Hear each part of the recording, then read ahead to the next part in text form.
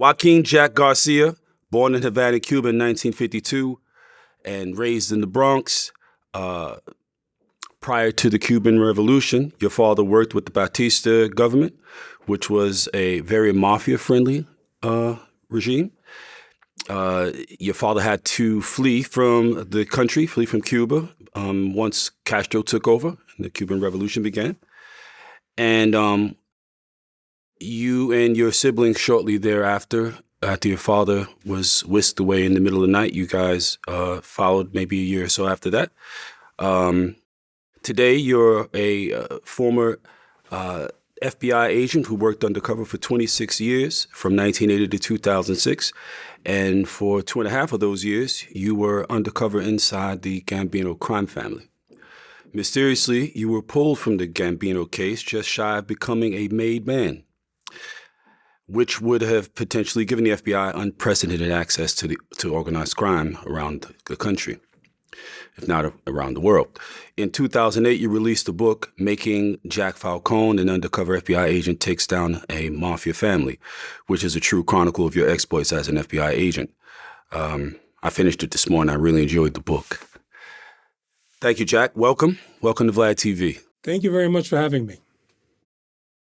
So, do you remember being a child in Cuba and Yes, what that was like? I do. I have a lot of memories. I left when I was 9 years old. And I remember when the revolution started. I remember during the Bay of Pigs invasions, how my mother put mattresses on top of the dining room table just for fear that there was going to be some bombings at all in actually Havana, where we were from. I remember my flight home and how we were sprayed with some kind of, I guess, bug spray, and we were called worms and deserters, and we had to be strip searched to see if we were smuggling anything out.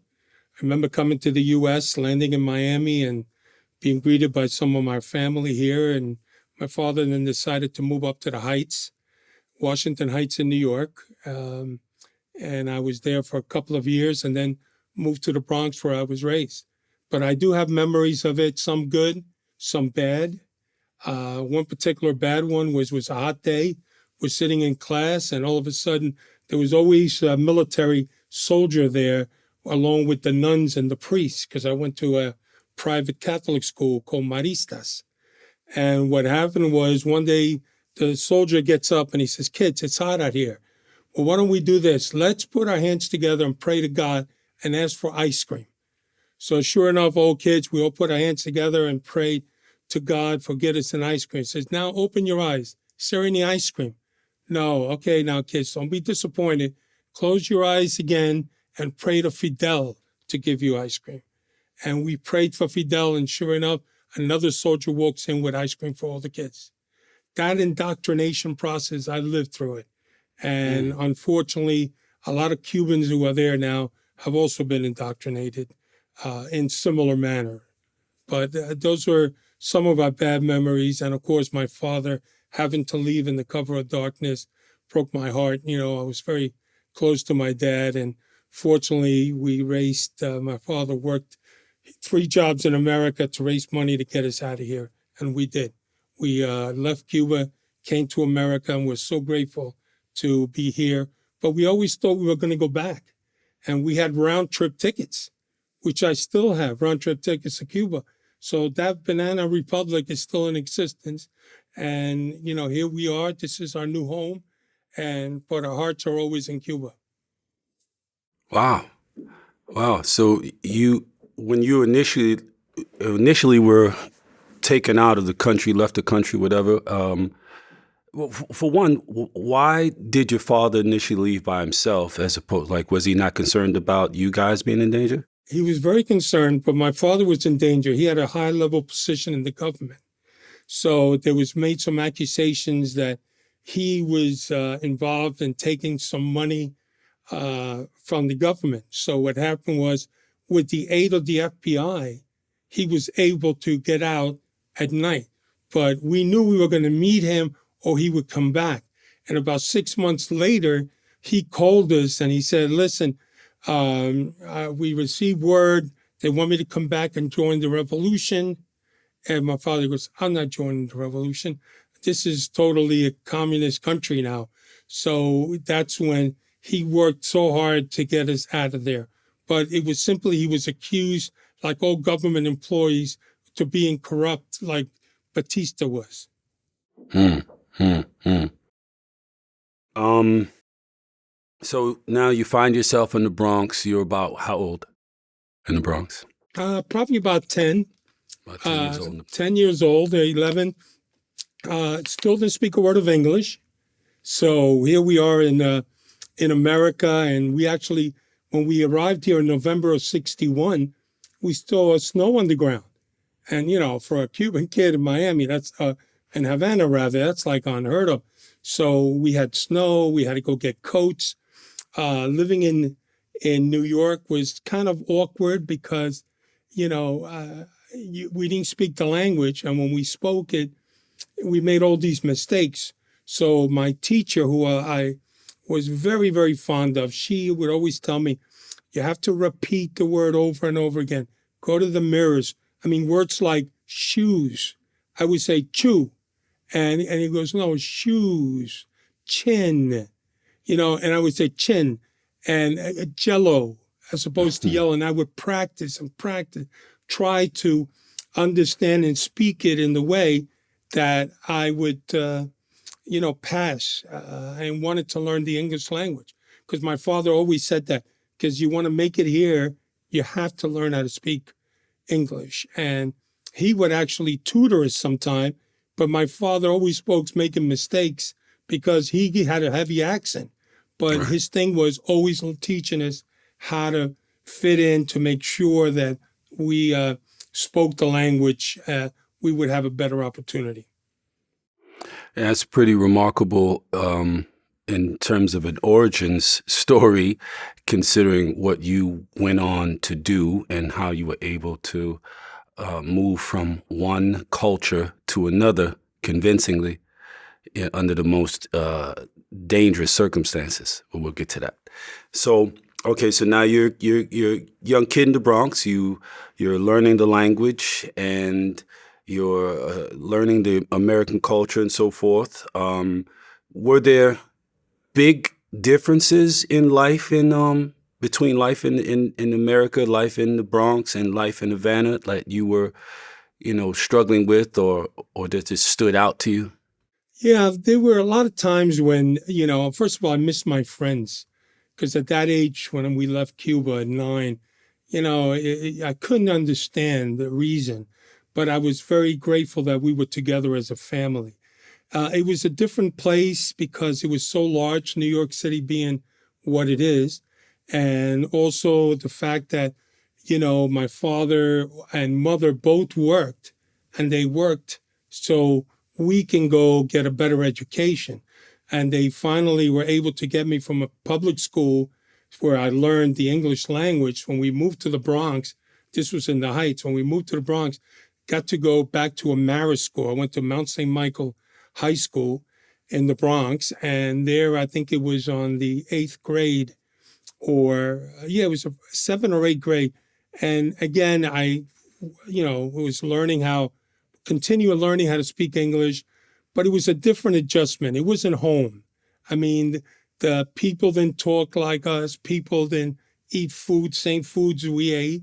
You know, fried bananas, maduros, frijoles negro, moro. We didn't eat all that Cuban food. Now, in America, people would have bologna sandwiches. I mean, you know, what is that? You know, and so for us, it was an adjustment with the food. It was an adjustment not knowing what's going on. And, but you know what? We survived. And I was very lucky that met some good friends when I was in high school, and I started learning how to play football in high school. So, I mean, and the reason was the coach saw this big Mamaluke me and said, hey, you're going to play football. And I go, what's that? Because for us, football is soccer. So, and Cuba is not a big soccer country. It's a baseball country. I wanted to play baseball, but I sucked in baseball. I wasn't good in it. So I wound up playing football at high school, which led me to playing ball in college on scholarships which I was very lucky. Right. And you what is 6'4"? Yeah, I'm Um 6'4", but back then I was slim and trim. I was like 240, 250. right, Now I'm 300 and plenty, if you know what I mean. right, But right, I'm losing weight, but yeah, I was a big kid. I was this big kid. And at first I didn't know football. So as a freshman, I would sit the bench and they didn't even have a helmet to fit me. So they ordered a white helmet. So I had this sitting in with a white helmet, not playing, I guess, learning the game and saying to myself, man, this is horrible. This sucks. I don't want to do this. I want to play baseball. But the sophomore year got a little better. And then finally in high school, I was able to, you know, get some recognition, I guess. But we became kind of Americanized then, It was a big adjustment. But when you went home, we only spoke Spanish to our parents. And my parents, God bless them, they lost their parents in Cuba and they couldn't go back at that time. So they were unable to bury their parents. And luckily there was my aunt who stayed in Cuba who did. So you missed a lot of life. I mean, picture yourself, if you were 9 years old and your family, all of a sudden you're uprooted, like in the cover of darkness, you're going. You're coming to a different country that you don't speak the same language. It was a tough adjustment. And I give credit to a lot of the immigrants that come here and they're faced with these battles of getting by and learning the language and being the best that they can be. right. You got a scholarship, Yes, football scholarship that enabled you to be able to go to college, right? correct. My parents could Right. never afford it that. And you weren't a extraordinary student, like a standout scholastic student or anything No, like that. All I right. just, yeah, my parents stressed education, but for me, it was hard. So I didn't do very well. And in high school, I had some disciplinary problems, rough housing, fighting, kid stuff. And, but uh, I didn't get my grades, I guess, because I didn't understand English that well yet, that my grades were not that good. So it limited me from getting more scholarships because I didn't do well in my SATs, nor did I do well in my overall grade point average. But yet, and still, you graduated from the University of Richmond, and then you like immediately went and applied for the FBI as soon as you graduated from college. And the FBI, reputably, is an organization that puts great emphasis on scholastic achievement and intellectual prowess. Is that correct? Yeah, that is. But it's an interesting story. When I was playing football, before the games, they would send you the day before to watch a film, a movie. So the movie at that time was Serpico. So I'm watching Serpico and I said, man, this is what I want to be. I mean, long hair with a motorcycle, good looking chick in the back. I got a sheepdog. I'm living in the village. Who'll be better than me? So I said, I got to be this. So what happened is I immediately found law enforcement, or it was my senior year, by the way. I did 5-year plan in college. So my senior year, I said, I'm going to apply for the Bureau. I made an application. And then, of course, you don't hear from the Bureau for a while. Then I figured, let me try the NYPD. I tried all the police departments. Nobody was hiring at the time. Then one night, I'm at home watching Univision. And there's this American guy, non-native speaker, butchering the Spanish language, saying, we're looking for Spanish-speaking agents. We need them to be in the FBI. And I go, wait a minute, I got an application there. Called up the next day. I go, hey, I got an application. Why are you even advertising? I'm here, ready to go. College graduate, let's go. And they said, well, let me get back to you. They got back to me. They said, well, you're not a citizen. I said, oh my God, but I felt like a citizen. I mean, I loved America. I was here. I spoke English. This is my new home forever because we weren't going back. So sure enough, I go get my application and fill it out. And next thing you know, they're calling me within a couple of weeks to do the test. Now, let me tell you something. This test, I guarantee a lot of people who are citizens in this country would not be able to pass. Okay? Right. Like, name some Bill of Rights. Who is your governor? Who is your this? So I winged them. What are the three branches of government? Yes, 3 branches of government. So I said, oh my God. So anyway, I think the guy realized, he says, this guy played football. He's going to college. He speaks good English. We'll let him slide. So I got in and run back to the FBI. Here I go. And sure enough, like a year later, so I applied in 75, but I didn't get an agent to be in 1980.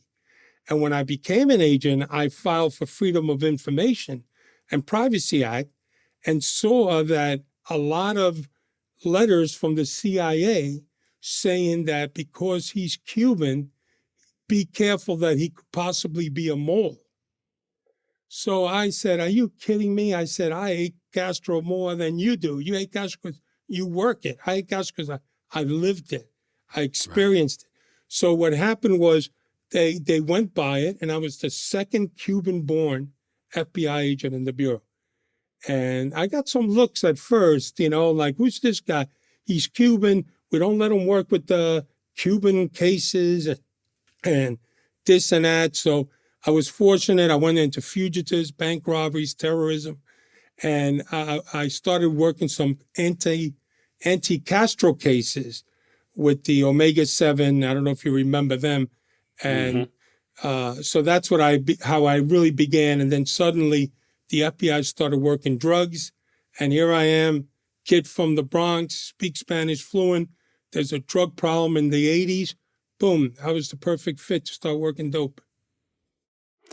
And this was also kind of interesting, like your origins, your scholastic record, your size. Like, you are not like standard government issue FBI agent physically. True. That is, I didn't fit them all. You're right about that. Right. Yeah. Right. So how was it you were able to get past all of those stereotypes and limitations, Yeah. Well, it's funny because when I was an agent, you would look around and, it really didn't fit the demographics in our society. I mean, everybody looked like an FBI agent, 3-piece suit. They wore the wingtip shoes, what they called 1,000 eyes, because the little holes that they have. Yeah. So they called it 1,000 eyes. You walk around, some old guys, you wear the hat. And I'm sitting there, I'm more like this kid in the street, And I think they might have been resentful of that. My grades were horrible. But let me tell you something, and getting back on the test, and I do believe in God. I'm a big believer in God and prayer. And I remember sitting there taking the FBI test, and I might as well have been reading something in Chinese. I had no clue. So I said, God, this is meant to be, it's got to be. I was just winging a lot of it. And I must have been touched by God, because when I got back the results, I said, damn. I said, this is pretty good. I got a good score out of it. And I tell you, I even in college, I graduated last in my class. I'm not one of those guys who are going to turn around and disguise his past. Hey, I graduated. I got the same sheepskin as you and everybody else.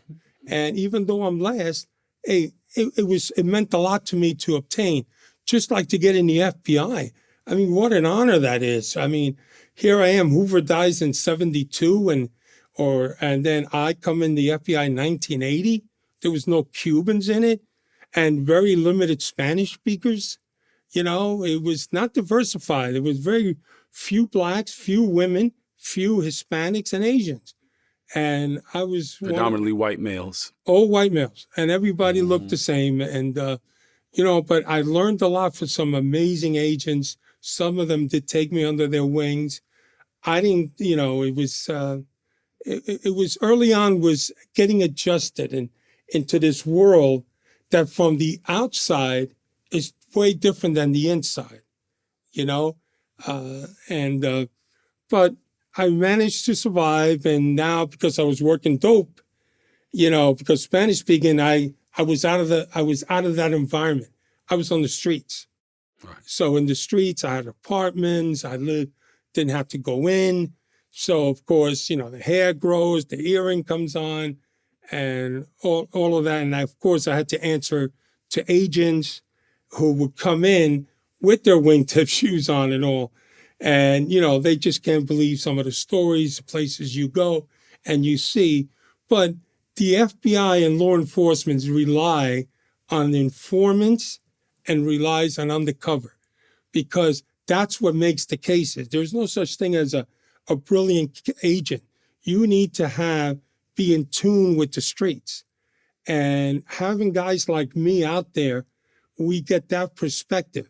And then, of course, we're rubbing elbows with informants, but you would rather have an agent testify than an informant because they carry too much weight.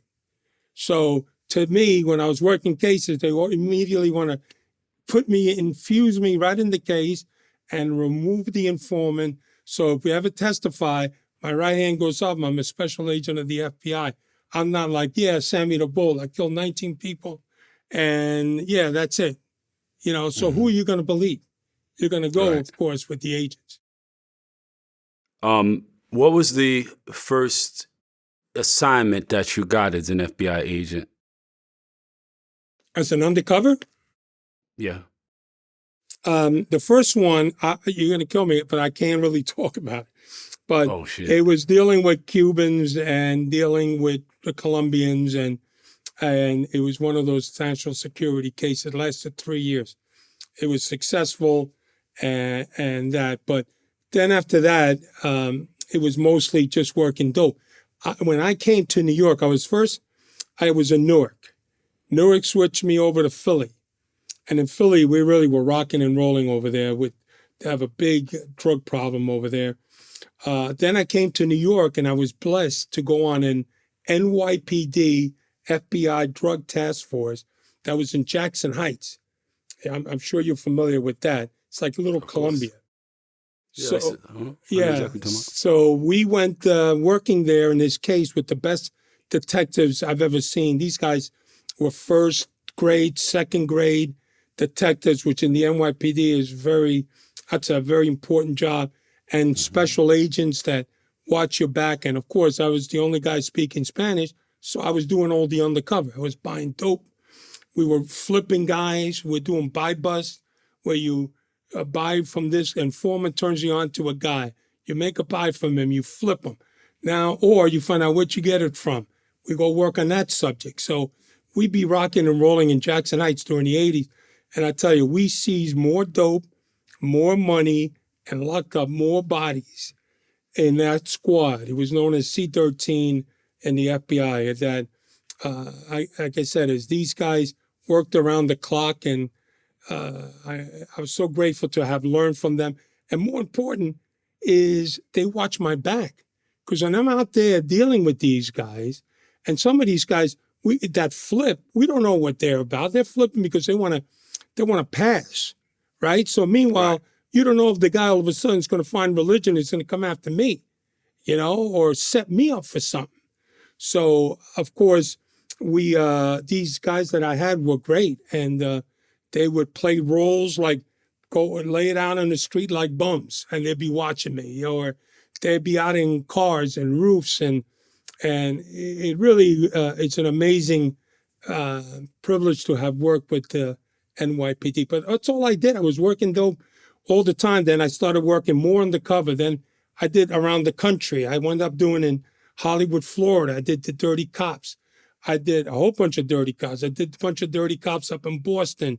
I did cops in Broward County. I did Puerto Rico, Broward Sheriff's Department. I did Puerto Rico many times, dope. So that's kind of what I started working. Then it became Russian organized crime, Asian organized crime.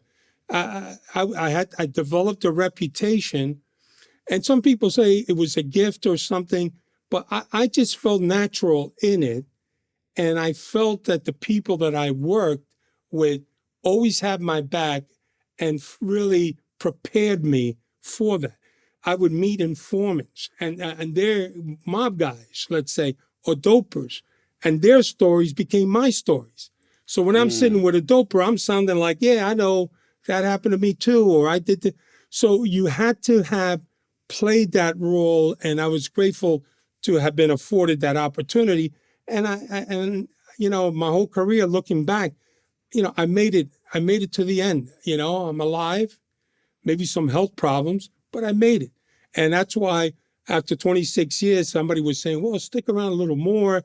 Now that you're getting older, you probably look even better with the part to do some other cases. I go, listen, I think I beat fate. I decided to spend time with my wife and daughter, especially my daughter, who was, I spent time with her, and I was grateful to have done that, and no regrets. But I do miss that. I miss working undercover. It was an adrenaline high. It's like you sit there with the bad guy. You set up a dope deal. You toast a drink, and I used to drink martinis, right? And you hold that glass, and you look at your hand, and it ain't shaking. It ain't shaking. I'm looking at his, and he's shaking. Or I look at his eyes, and I see this guy's buying my shit. He's buying everything I'm telling him, and I would feel good about it. And that, you can't buy that. Right. No drug could get you there.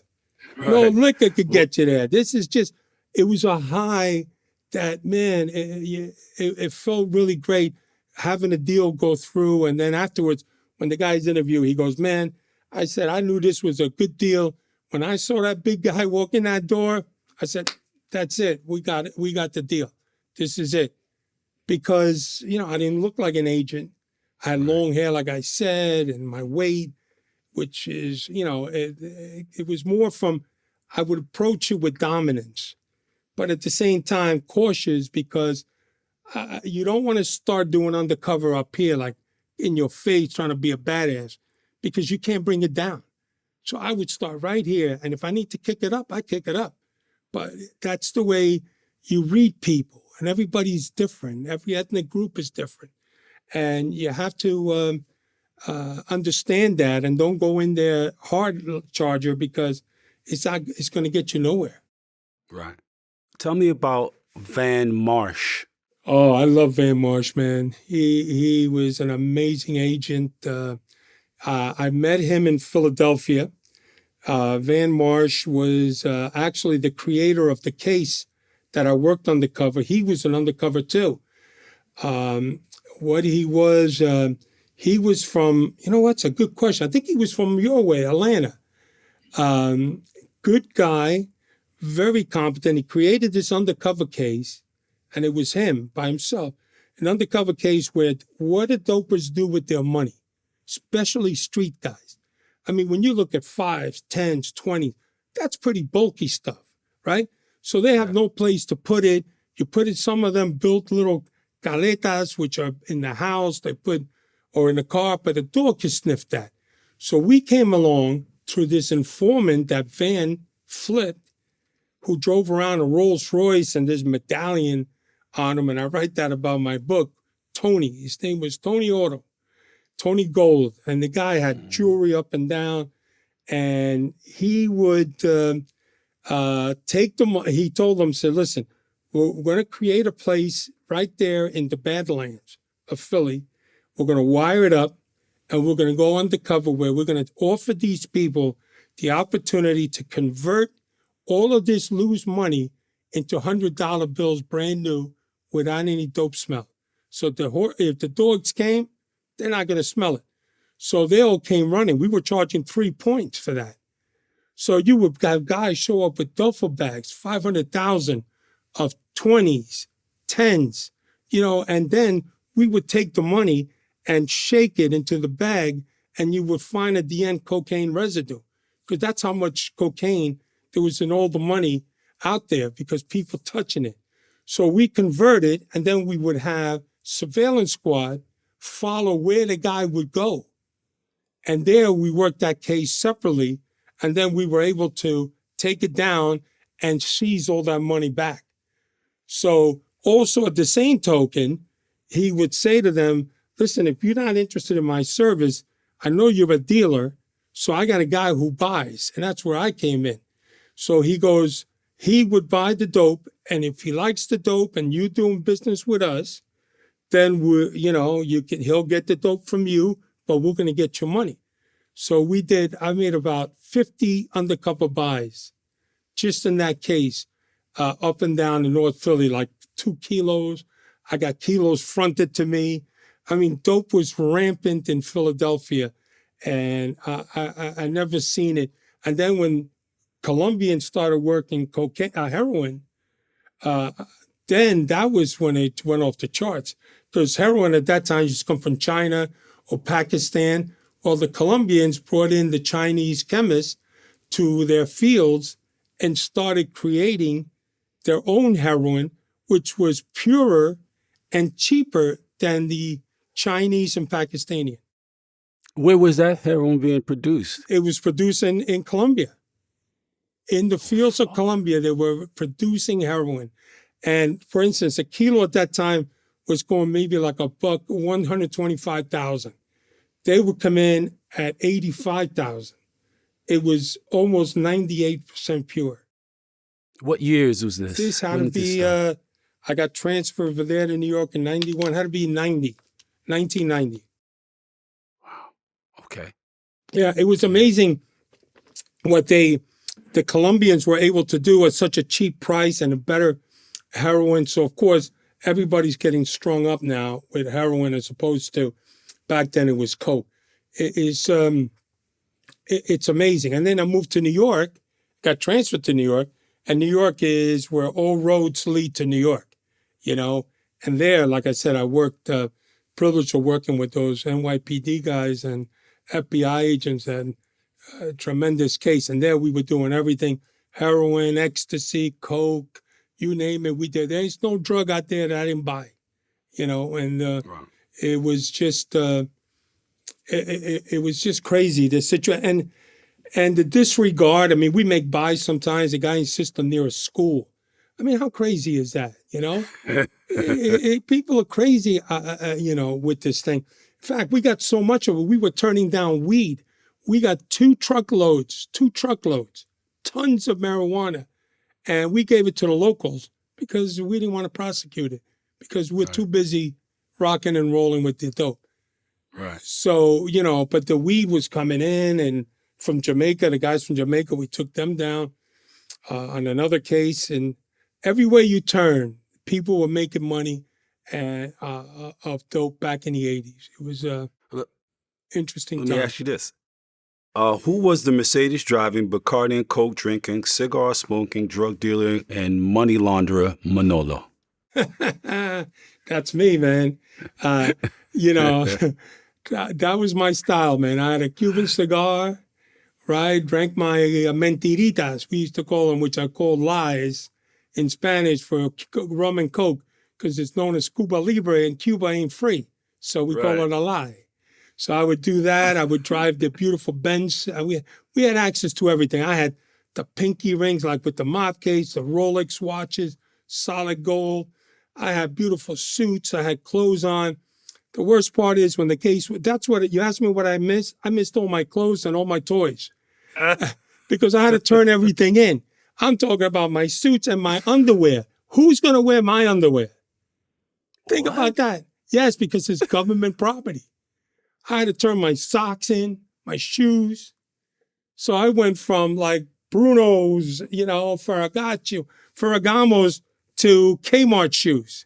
Oh, you poor guy. Yeah, it was tough. No, that was... What's a wire detector, and how did you first learn about it? Oh, the wire detector. Yes, that was an interesting case. I was with Van Marsh. By the way, Van Marsh got transferred to Detroit, where I think he retired out of. And we do talk, not as much as I should. And thank you for reminding me. I will be calling him when I get back out of it. He's not a finer human being than Van Marsh. And I owe him a lot. The guy was really very smart. But anyway, the wire detector, we were at this Cuban restaurant in North 5th Street called El Quibuc, which is a river in Cuba. So anyway, the guy was sitting there, the guy we bought dope from, and was trying to set up another deal with some other dopers. And the guy says to me, he goes, "Oh, man, He goes, I'm meeting with this guy, he says. I go, yeah, what about? You know him? I go, no, never heard of him. He says, yeah, but I'm ready for him. And I said, what do you mean? He goes, I got this new thing now, a detection that I bought from the spy shop that, they have it all over New York and all. What's that called? The spy shop. Anyway. It was called the Spy Shop. That was the name of it. Okay. And he says, Yeah. I got this box here that I put it on, and it will detect if you weren't a transmitter or a wire. I said, you got to be kidding me, right? I said, man, you don't trust this guy? I said, don't even do business with the guy. I said, forget about it. So some other guy, Chip, said, yeah, let me see it. Meanwhile, I'm rolling at that time. Right? You're wearing a recorder, at the time. and the guy is going, let me see it. Like I feel like smacking him, So anyway, the guy goes and he gets it, and he comes back and it's off, right? So I'm going, oh, this is going to get caught. I'm done.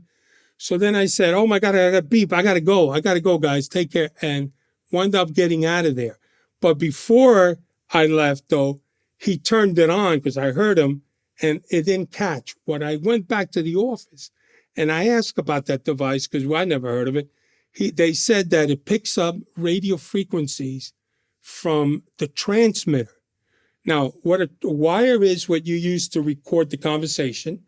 A transmitter is what transmit to on a radio frequency to the guys outside. So if they hear the stuff is hitting the fan, they're going to come in. So that's what it picked up, not the wire. It would pick up the radio frequency. So we would have been safe with the wire. But it kind of gave you that pucker factor, like, right. What the hell is this wire thing? I never knew it existed, but I guess in the spy shop, they got all the toys to prevent corporate espionage or whatever. Right. In the course of a week, what was an average amount of time that you would spend actively in an undercover persona? Man, I would say pretty much all the time, the whole week, because I'd either be bouncing from case to case or I would be back in the office.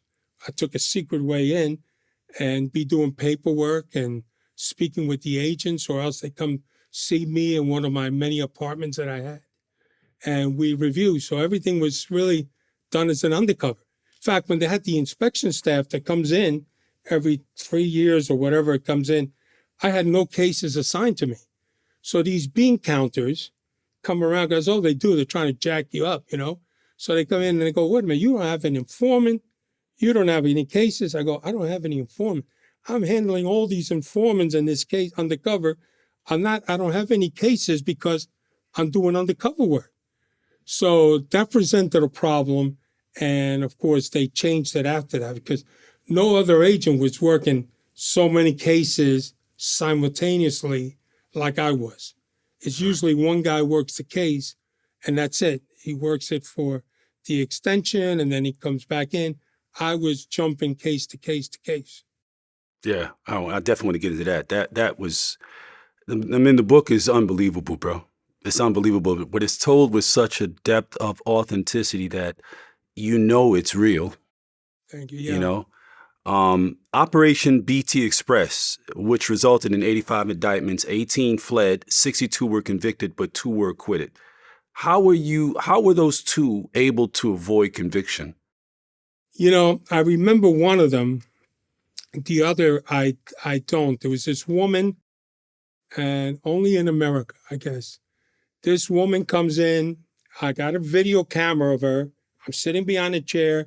We had talked before. She was ready to deal business. And I said, look, let me taste the kilo. Let me just see what it's like.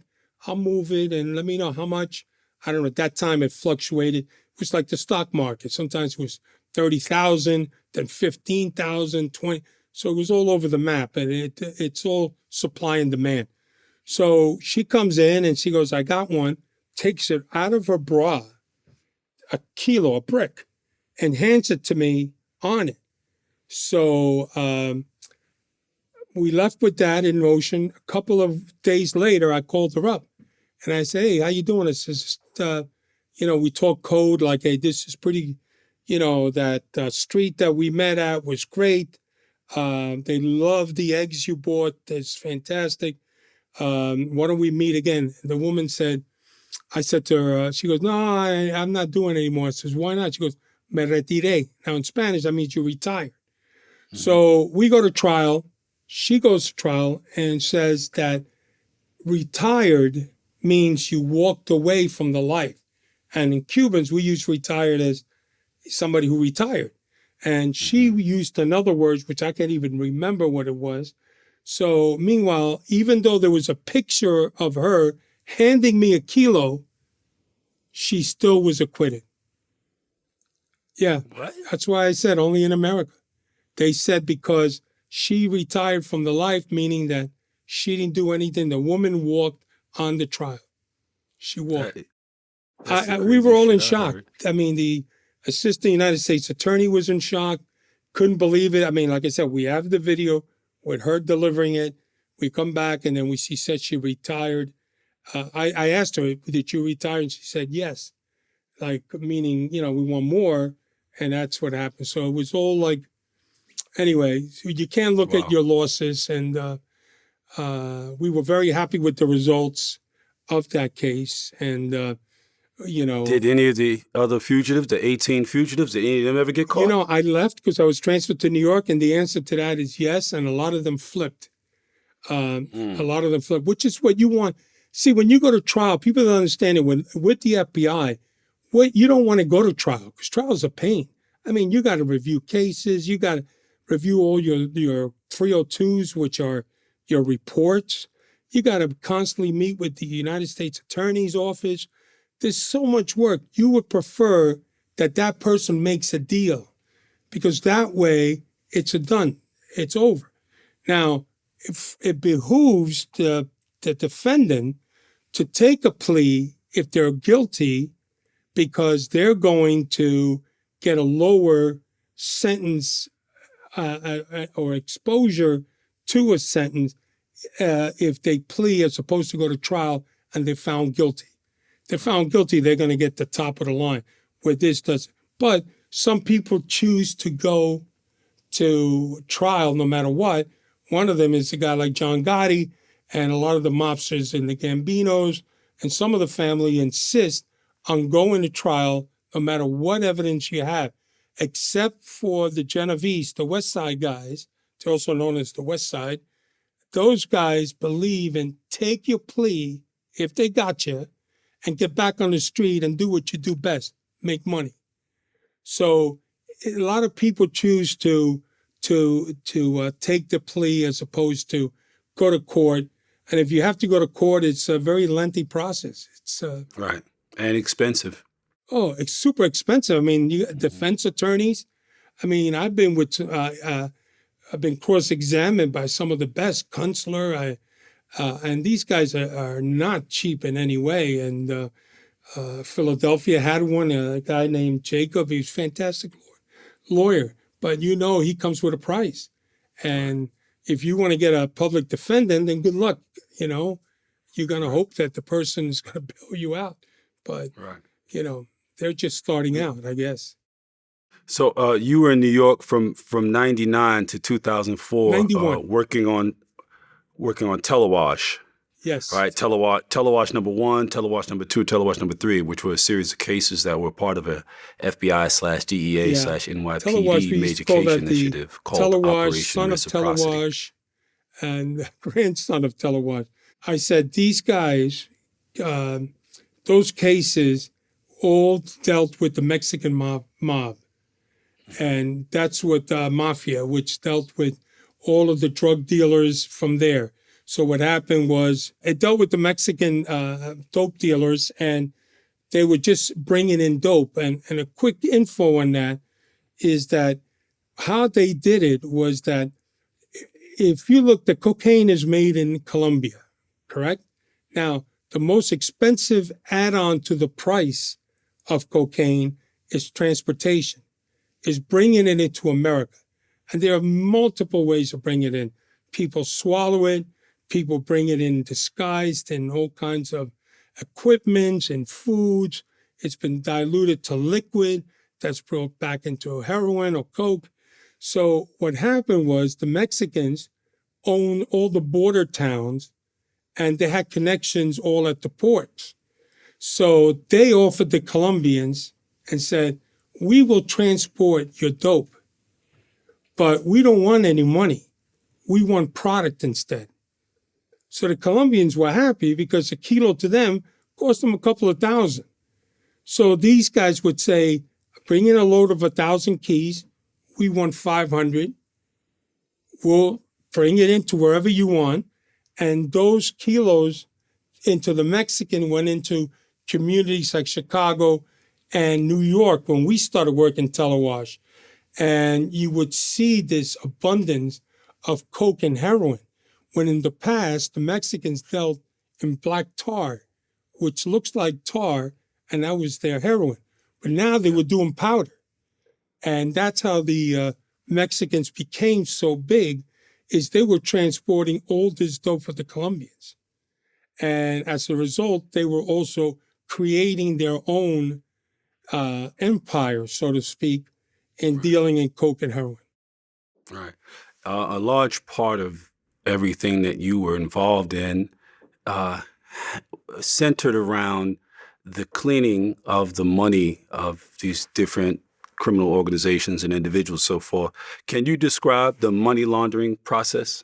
Well, one of them is like we did in BT Express, which was converting into $100 bills. And what they would do then, of course, you would send products over there like televisions. You open up the back, you load it up with $100 stacks, which usually come in, 10,000 to stack. And they would fill it in. Other ways is we told them we had a banker in our pocket who would create a bank or an LLC and ship it to their country, and we could do that. They were, however, skeptical of that because that was too sophisticated, that if we send money to a bank there, they're going to have to eventually take the money out right away and then close that account and open up another one. So there was a lot of work on their part. So our money laundry really consisted of, we'd take their money, especially with the Mexicans. One time we were supposed to do $1 million and we went for the pickup and there was so many duffel bags. And I go, man, this is more than $1 million. Went back to the office, it was $3 million. So we called the guy up and said, hey, listen, dude, you gave us more than you told us you were going to do. So he said, don't worry about it, send it. So I said, well, it's going to cost you a little bit more because now we got much more. I don't care, don't worry about it. So, of course, we don't want to facilitate the bad guys. So we arranged that we seized some of that money without them and told them that it was on their end. Because once you start shipping from a bank to bank, there's also that exposure that you have to file that $10,000 notification. And I told them, I said, it'd be a little too hard to mask it. So we work solely on, we prefer converting the money, but we also did the bank-to-bank transfer. But it was not very popular to the Colombians because it also left a paper trail. And I told them it left a paper trail for me too because of that. So a lot of times too, they take the money and they ship it out.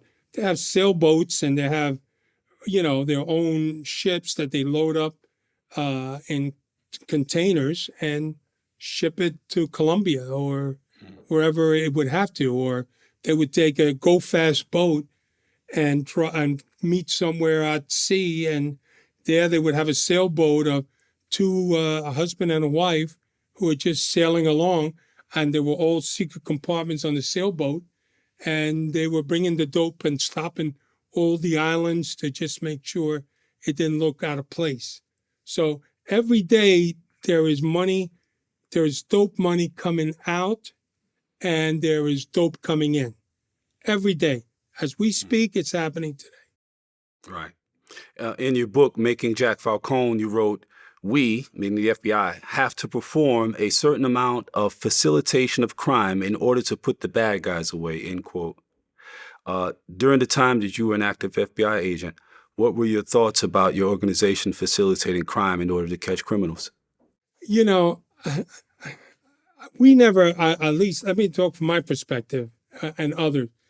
The only crimes we committed were we were money laundering, or we were buying dope, which of course we were allowed because we were working this investigation. But facilitating was always bad to me. Like sometimes like an agent would say, got this money laundering guys, they're shipping a couple of millions, and you're letting that money go. And that's facilitation, or you letting dope walk. I mean, I never believe in letting dope walk because, well, the guy's only got 50 keys. We can catch him next week for 300 keys. Well, the hell with it. Take him down for 50 keys. You know, that's 50 keys that are going to hit the streets. And a lot of guys, pretty much all the guys that I worked at least, we all had the same mindset. But facilitation does go on a lot in other agencies, and because they're trying to make the case better, or maybe they're trying to expand it or give credibility to an undercover. But it'd be like guns. Why would I want to give guns to a bad guy so they could use it? So unless I, disable that gun, or if I'm going to do dope, I'll give you fake dope, but not the real dope, because otherwise you're going to pollute that. So we never did it in our squad because we all were in the same mindset. We just wanted to try to stop the drug flow. Did we do it? No. I mean, we would take seizures of 1,000 keys, and we'd go celebrate afterwards, have a beer, and the next day, informants are saying, yeah, we just got more dope. These guys got more dope. It's never ending. And they're so sophisticated because we had an informant who was responsible to be contacted to get phones, to get apartments, to get cars, to get accounts. So when that person came in, that cell leader would come in, he's ready to work in this whole place and all that. So for us, when we had that source, it really helped because we were able to identify where this guy was going to be, and we would sit on him for hours, at least the detectives and agents, and days. And then finally, the obvious happens. The guy walks out with duffel bags. I mean, what is he carrying? His laundry? I don't think so. So we were very successful at that. Aside from money laundering, what other crimes did you learn the FBI was willing to facilitate in order to put the bad guys away? Let me think about that. We didn't let dope walk. We certainly didn't let guns walk. We would never, like a homicide, if a bad guy, we know there's a threat, we warn that, even with the mob. We'll warn you, like, hey, we have information that your life's in danger. It's not safe for you to be here. We definitely would say that. I mean, that's just routinely. We do that to the mob guys, and usually the mob guys respond is, yeah, don't let the door hit you on the way out. Like, they don't care. But they worry about it on their own because, but that is something we do. So, and the money laundering, again, is not too extreme. It's just at the beginning so we can get our foot in the door and stop that enterprise. And that's about the only ones. Murder, never. We would never have a guy come in and say, I whacked this guy. No, I mean, he's, He's getting locked up. Yeah, he's getting locked up. Why did you purchase a fake Social Security number from real criminal sources instead of the federal government providing it for you when you were setting up, I think it was setting up the whole Jack Falcone identity? Yeah, that's very observant. Kudos to you. Very observant catching that. The problem sometimes is it's paperwork in the Bureau. I mean, that's what it's a bureaucracy. I mean, everybody, like I can go to the street and buy something, but if I petition the Bureau to do it, every swinging dick's got to sign it. And that could take days, sometimes weeks. He's got to get approval. Then that person approves it. Then that person approves. It just becomes a Megillah. So kind of things like that is you go to 42nd Street and buy it because I don't want to deal with the bureaucracy of going through that. I understand the bureaucracy, but sometimes if you haven't been in the front lines, you really don't understand what we go through. I mean, you're meeting with somebody where you have to make street decisions. You can't be making bureau decisions because sometimes the Bureau moves very slowly. And why? Because I guess there's so many layers. I mean, an agent that reports to his supervisor, who reports to a coordinator, who reports to an assistant special agent in charge, who reports to a special agent in charge, who reports to the bureau. You see what I mean? It's just a cluster of people. And, you wanted to get on the street, you want to work, So, I got so many. I went through every page of your book, and It looks it. I swear, bro, we're gonna have to do this again. But yeah. So, what does it mean to be put on the books with a family? Okay. Another good question. People always assume to be made. That's like a thing. Is the guy straight now? Is he an amico nostro? Is he a wise guy? One of those.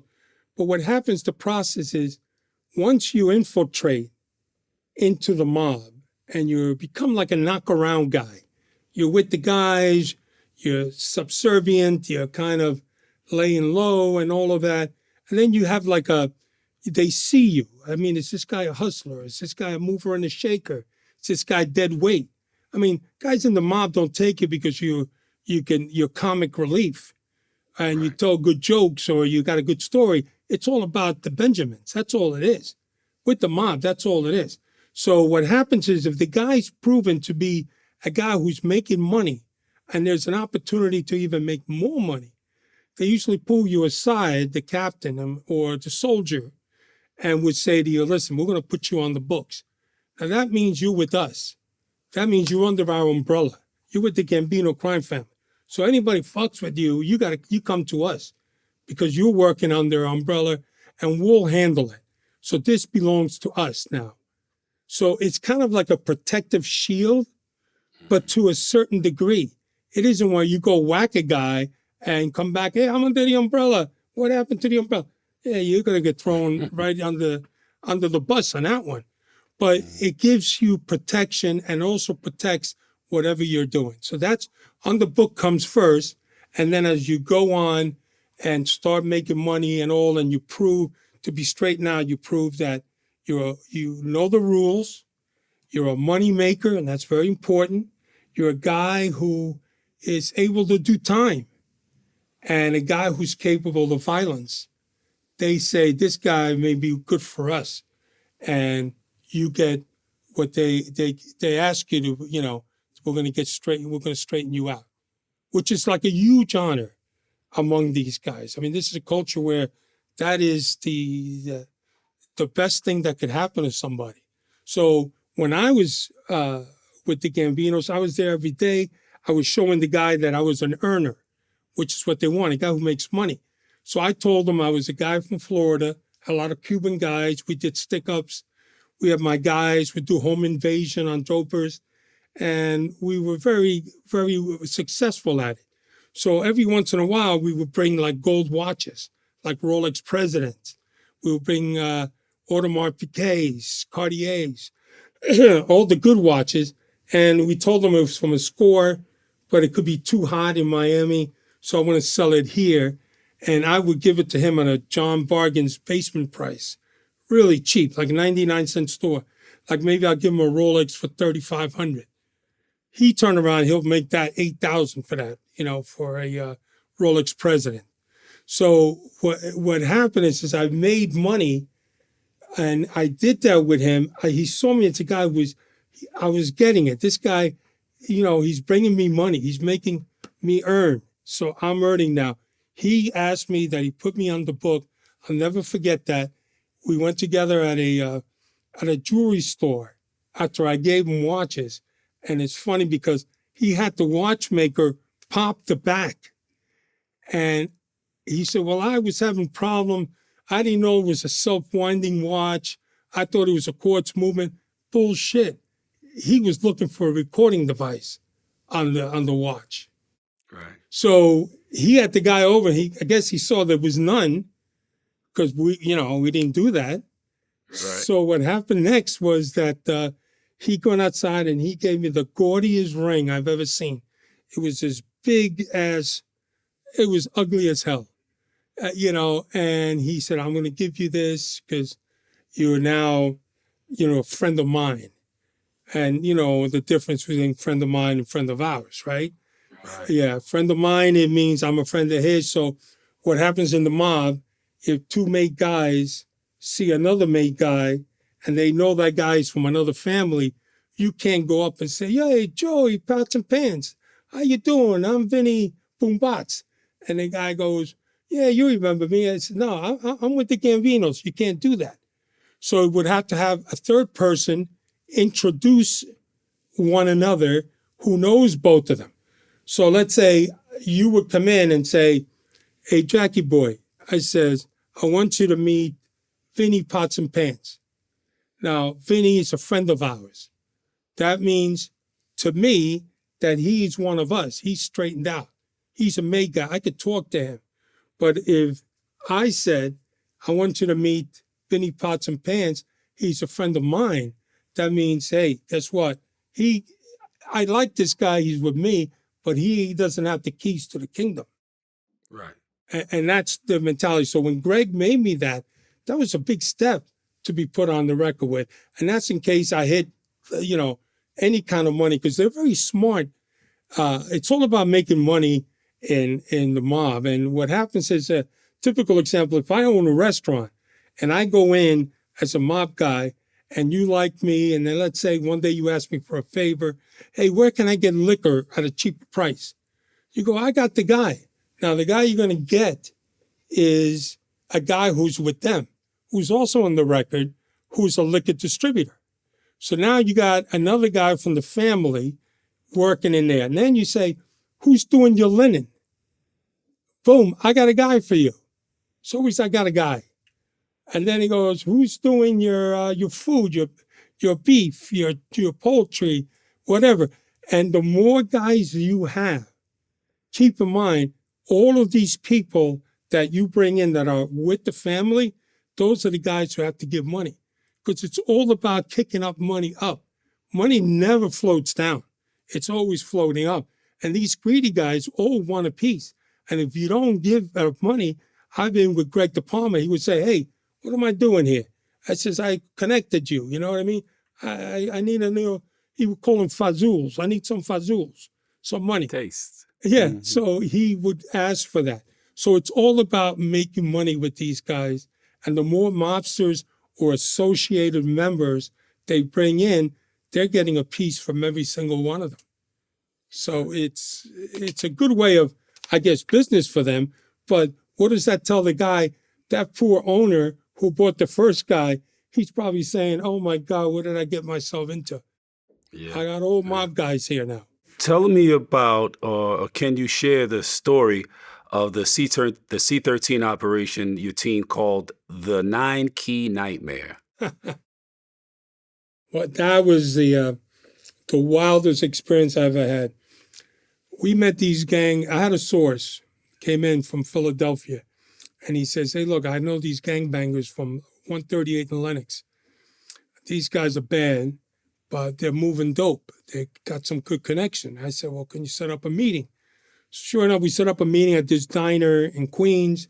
The guys show up, Latino time, which means late. Hispanics, that's one thing about us, man. We're late for everything, So anyway, we're waiting there like half hour, 45 minutes, an hour and a half.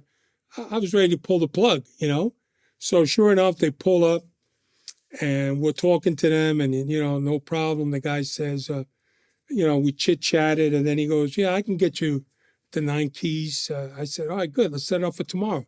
We do it right here. We do it in the parking lot. He says, no problem. Okay, let me talk to my guy. Sure enough, we set it up for like 10 o'clock in the morning.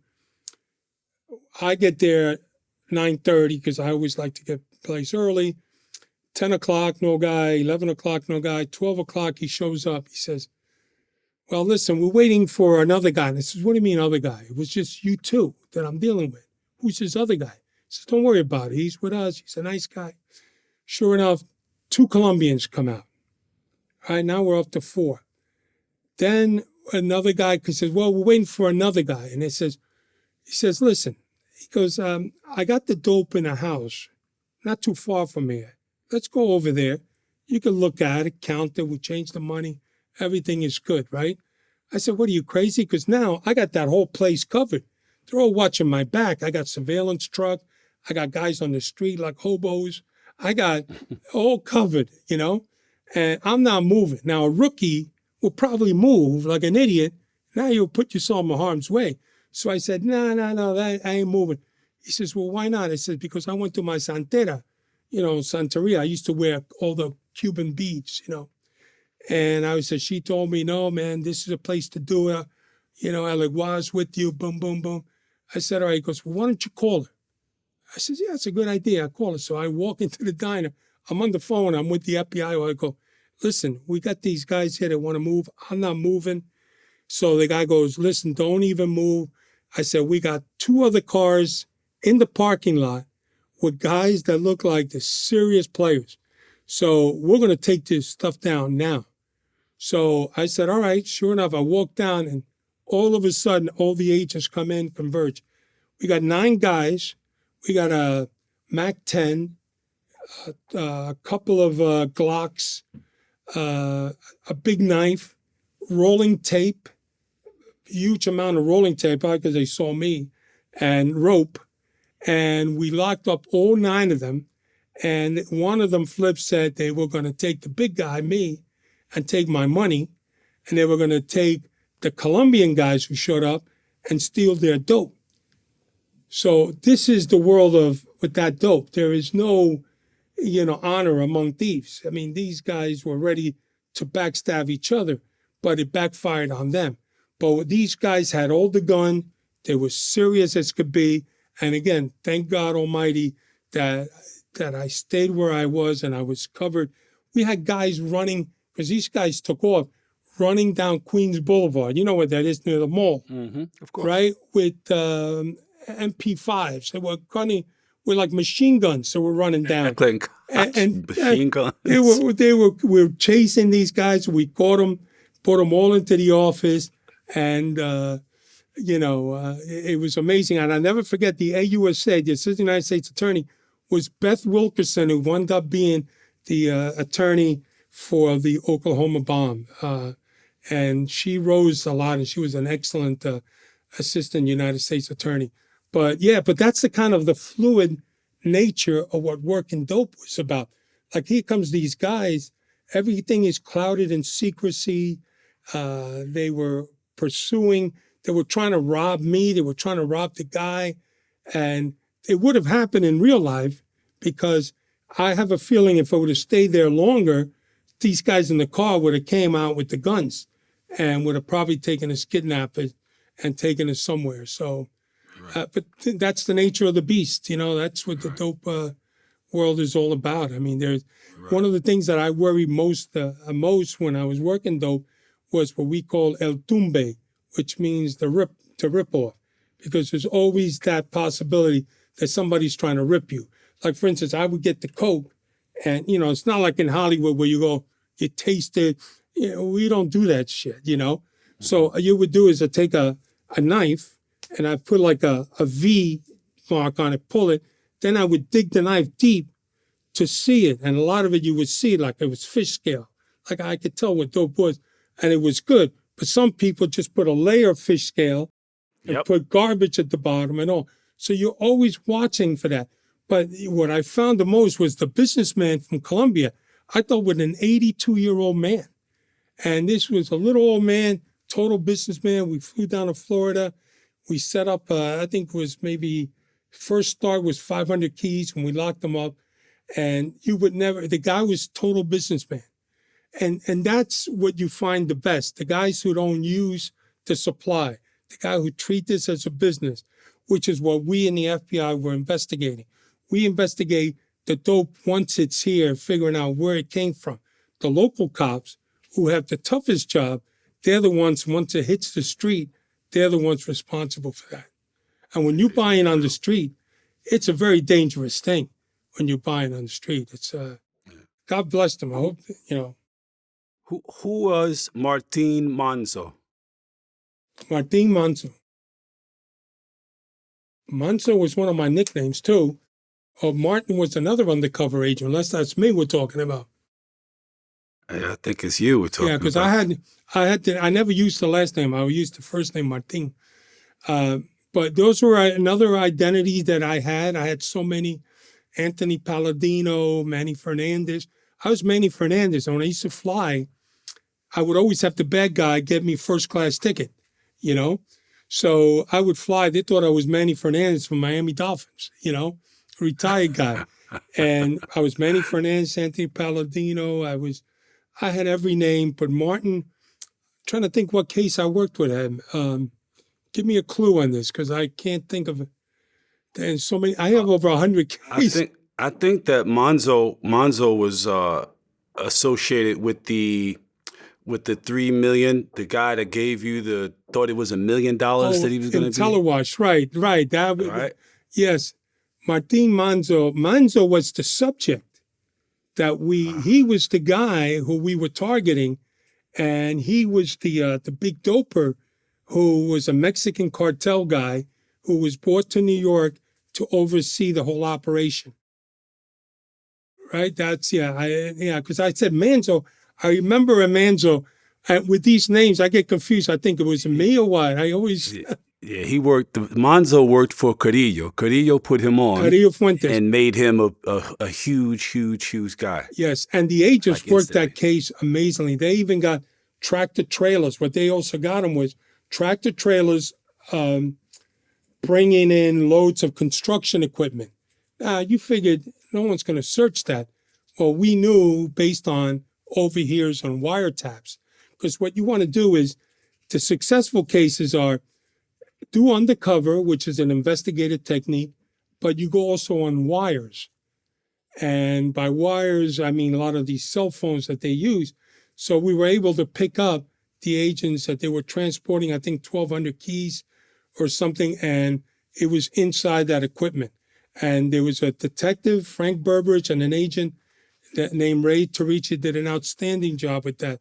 And that was also tied in to the boat ride where these guys were going to St. Croix, and I was in Puerto Rico to bring dope that was going to be dropped off, but the boat sank, and the Coast Guard was sent, and they picked up, I think it was 1,500 kilos.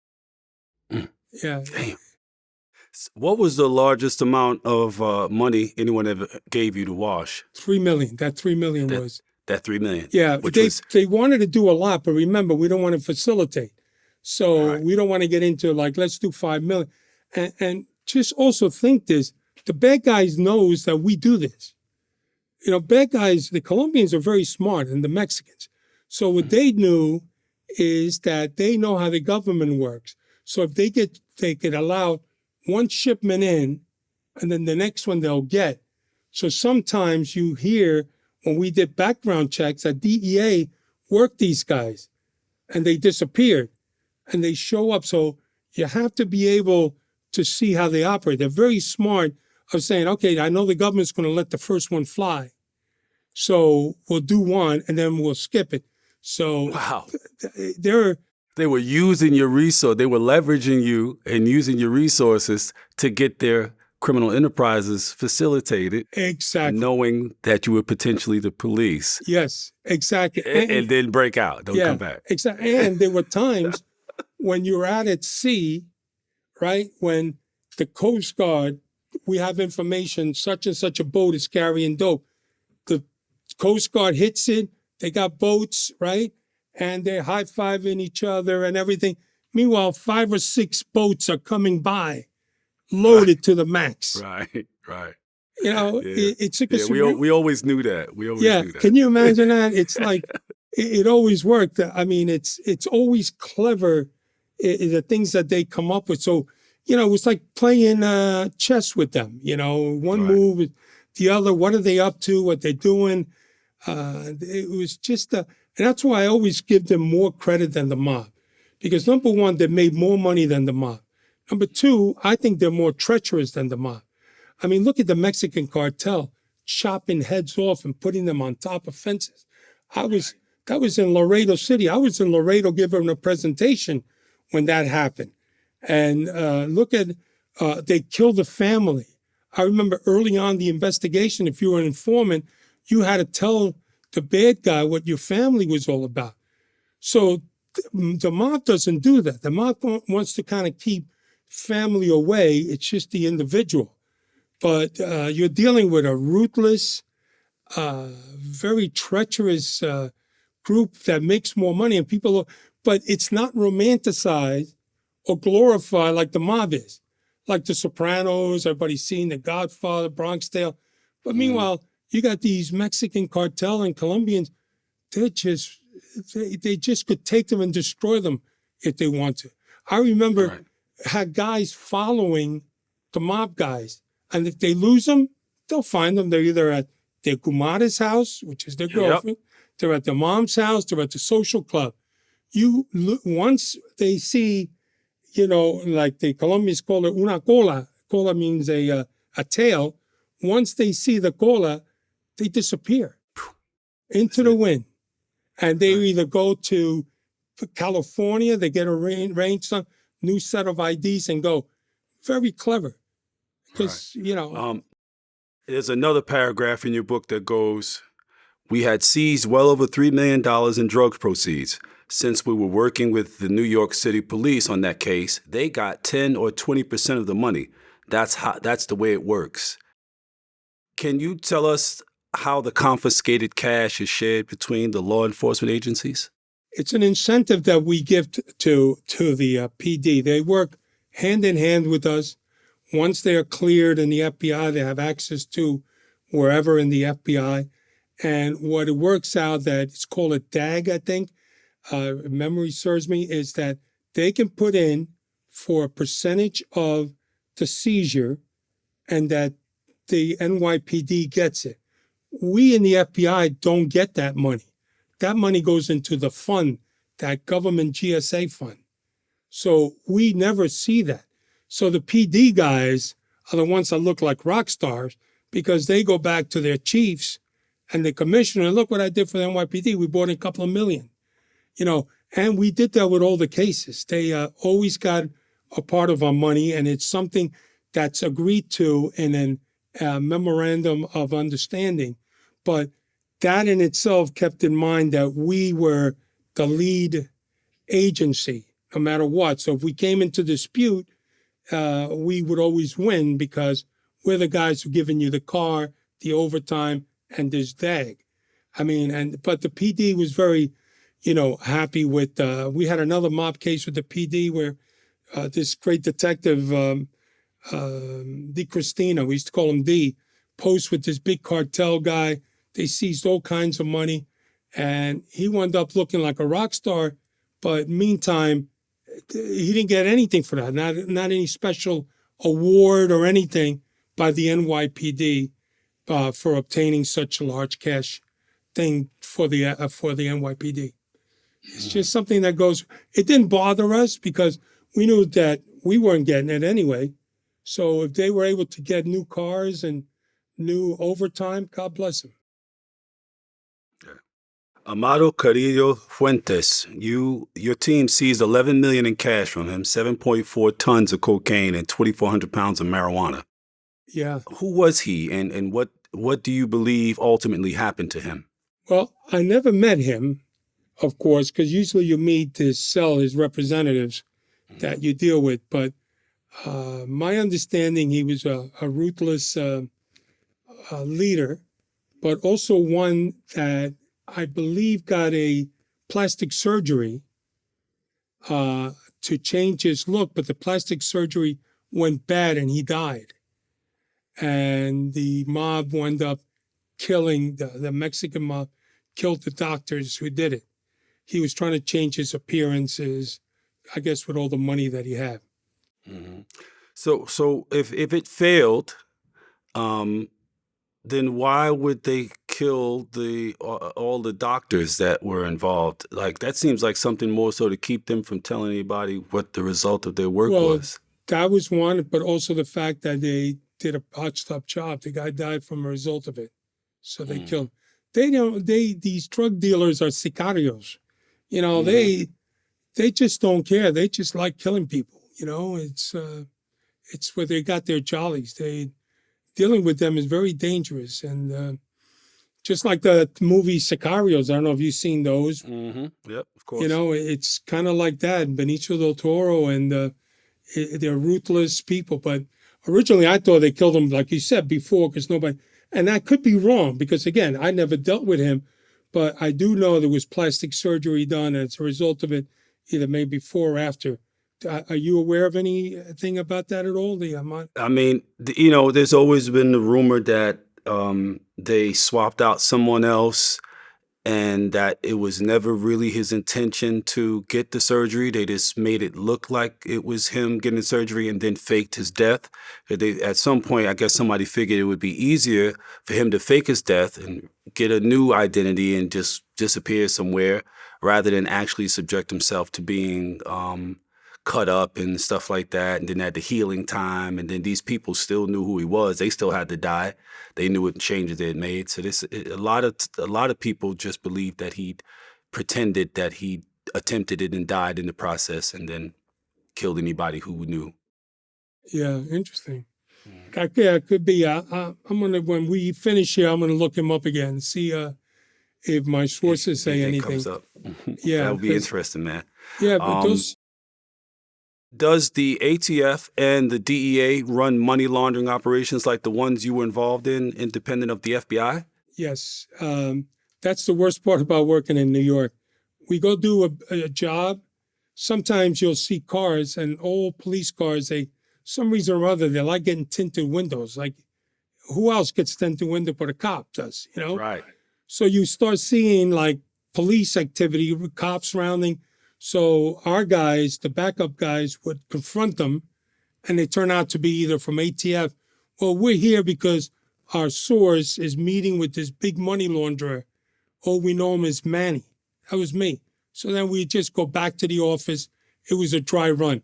But if you look at New York, you got customs working dope, ATF, DEA, NYPD narcotics, FBI, and the list goes on. All the alphabet agencies are involved, and everybody's doing dope, because dope brings you a lot of stats, and dope also brings you money that you end up looking good to the bosses and bodies that show arrest. So it was a tough environment to work in. I mean, but they're all working. Same thing we're doing, they're doing it on a different scale. Right. In your book, you also said, the banks have to have some idea of what these millions and millions of dollars they are transmitting on behalf of the dopers back to their native countries must represent. And yet they turn a blind eye because they're getting paid. How long had you been an FBI agent before you started realizing that? Oh, that was right at the outset. I mean, look at Miami. And in the 80s, Miami blossomed. And I was working cases down here too. And they had so many banks that were open, just like the movie Scarface. So many banks that were being open, so many people, like the case that I worked, the Kings of Cocaine Cowboys, Kings of Miami. These guys, they wanted the world. They were like John Gotti, celebrity gangsters. They wanted everybody to know who they were. They drove the fancy cars with gold inlay, and they deposited. I mean, the difference was the Cubans, we ain't going anywhere. So those drug dealers, Kings of Miami, were here in the U.S., where the Colombian people, they all want to go back. All the money leaves America. So I realized that early on, when you started seeing the skyline of Miami and seeing all the dope that was coming in here and all the money that was being made in Miami had to be put somewhere. And people, I guess, turned a blind eye to it. Prior to coming to the conclusion that the system was inherently corrupt, had you heard other, perhaps more seasoned agents expressing such frustrations? Yeah, pretty much. They said that sometimes the bank doesn't do what they're supposed to do. And the other thing was that they're not as cooperative as they are with us. We have to usually serve subpoenas. So some places we go, they'll answer your questions. But other times, well, you need to get a subpoena for us to give you those records. So there was always that frustration with dealing with the banks. And then also, the bank has a way of notifying the client and tell them we're investigating them. So that puts us in the trick bag. So if you're a drug dealer and you get out, the FBI is looking at your records, poof into the wind or something else. Right. In that same paragraph, you go on to say, quote, "It's tough to have a war on drugs when practically everyone is bought off, either under the table or, in the case of the banks, in a totally legal manner." Are you willing to share your honest thoughts about the quote unquote war on drugs? The war on drugs is never ending. I really believe that. And you're probably going to laugh. I think the best thing that ever happened, but unfortunately it didn't catch on, is when Mrs. Reagan said, we have to teach our kids to say no to drugs. And if you get them at an early age where they learn about drugs, they learn all about what it could do, what it has done, as they grow, maybe they won't be involved in it. Because in the 80s, drugs was the place to go. How many times would you go to the bathroom and you see three guys in the bathroom? Oh, well, you're saying, what the heck is going on in there? Stall, yeah. The guys come out, they all got their noses all blown. They're talking to you like, stoned out of their mind. They're taking the little tube. The war on drugs we couldn't beat. And then, there was also the problems with in Nicaragua with the Sandinistas and the dope coming in where traded for weapons, started getting on that political part of it. And it brought a lot of people and it destroyed a lot of people. I've known friends of mine that I played football with who have been totally destroyed. They were very well-to-do, and now they have nothing because they had this addiction to cocaine. And so the war on drugs is, even to this day, there'll always be a new drug, like fentanyl. That was never around when I was around. I never even heard of fentanyl. Then, of course, towards the end, we had ecstasy, and they'll find the drug because they know there's a market. So when Miss Reagan said no to drugs, it's supply and demand. We want that drug, so therefore they're sending it here. But if it wasn't a market here, they'll send it to wherever there's a market. That's right. The quote-unquote legal manners you were referring to are by which banks are able to benefit from laundering money for criminal enterprises like drug dealers and human traffickers, terrorists, dictators, and such. Well, they grow, obviously, because the money that's being put into them, it goes into investments, and they're able to get rich by it. But as far as the legal thing is kind of what we discussed, is that they're very secretive in their paperwork, very guarded in their paperwork as to who are the clients, how much they have, and things we have to go through to get that information. But then you also have the influx that they wire transfer to known banks in the Bahamas that are known for money laundering. So I think the banking industry needs to know that these banks that are suspect, that they should think twice about sending the money there. And they know they're going to make money for the transfer, but it really is, it's just, I don't understand fully the world of the banking mostly, but what I've heard from other agents is that it is a problem. There is a problem with the way they catered in the past to all that money that was influenced by the dope dealers. All right. Tell us about the Bloomingdale's beating of a made Mafia soldier, Petey Chops. That was a classic day. First of all, Petey Chops was a mobster. His name is Petey Chops Vicini. Now, Petey Chops was a thorn on Greg De Palma, who was the captain of the crew, side because he was not reporting. And when you're in the mob, you have to report to your skipper, to your captain. And you report because you got to give him money, for being on the crew. You always got to kick up money. So he was like really bothered by this. And then one day when I'm with him and another made guy, a soldier who was an acting captain in our crew, Robert Vaccaro was his name. He says, We got information that Petey Chops brings his girlfriend and a lady, 2 women, go shopping at Bloomingdale's, and he drops the women off while he goes upstairs to get something to eat at the restaurant. So everybody's saying, really? What's going on? He goes, come on, we'll go. Let's take a ride. So I'm in the car with Greg De Palma and Robert Vaccaro. We're driving there on this hint. Sure enough, we get there. We go into the restaurant, and one of the guys looks like he definitely was a guy who liked to play. He was a knockaround guy. So he said, you seen Pete around? And the guy goes, yeah, he comes here every Monday and with his girl. I said, she'll probably be here late, maybe running a little late.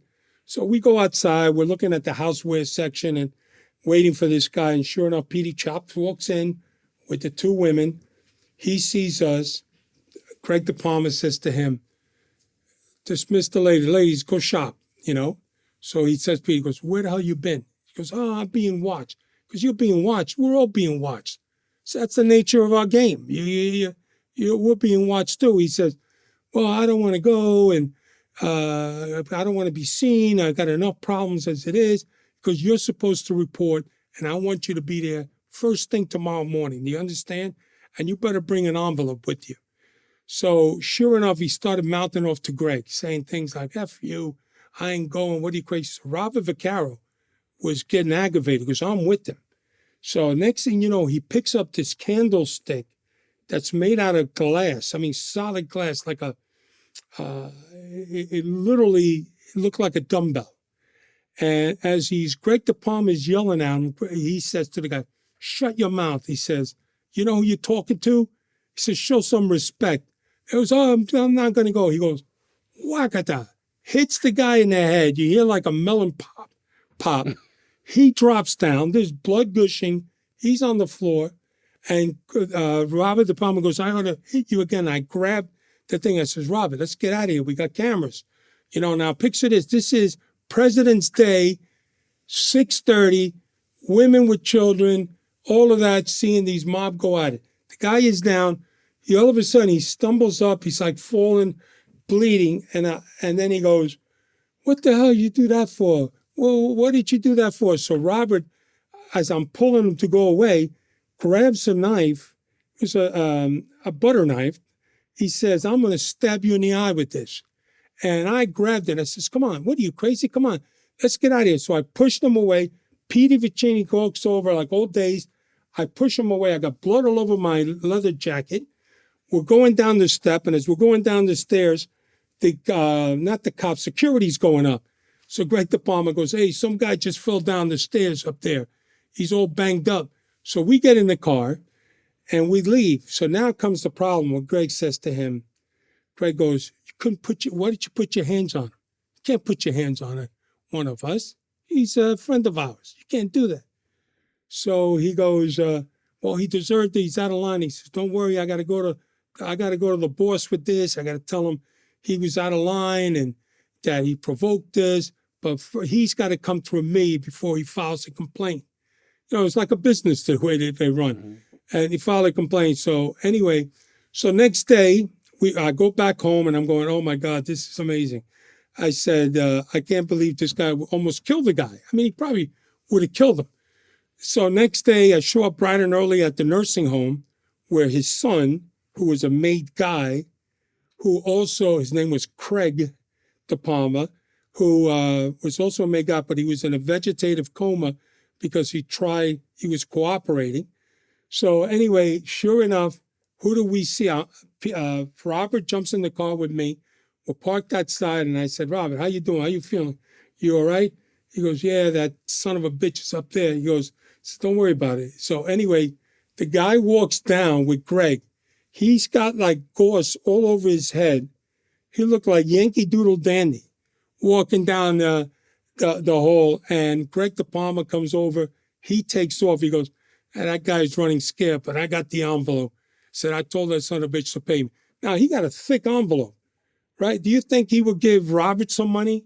You think he'd give me some money? No, because it's all about money for them.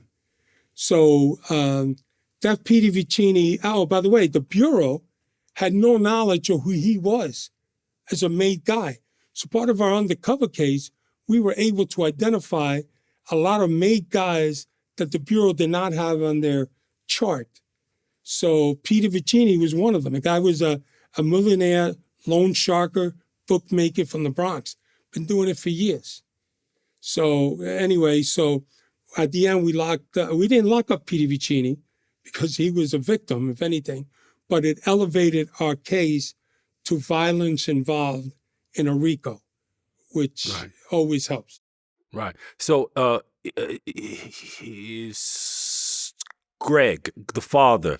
He said that Petey would have to basically lodge the complaint of his assault by Robert to him before it could make it to the boss. Who was the boss at the time? The boss was Arnold Scutieri.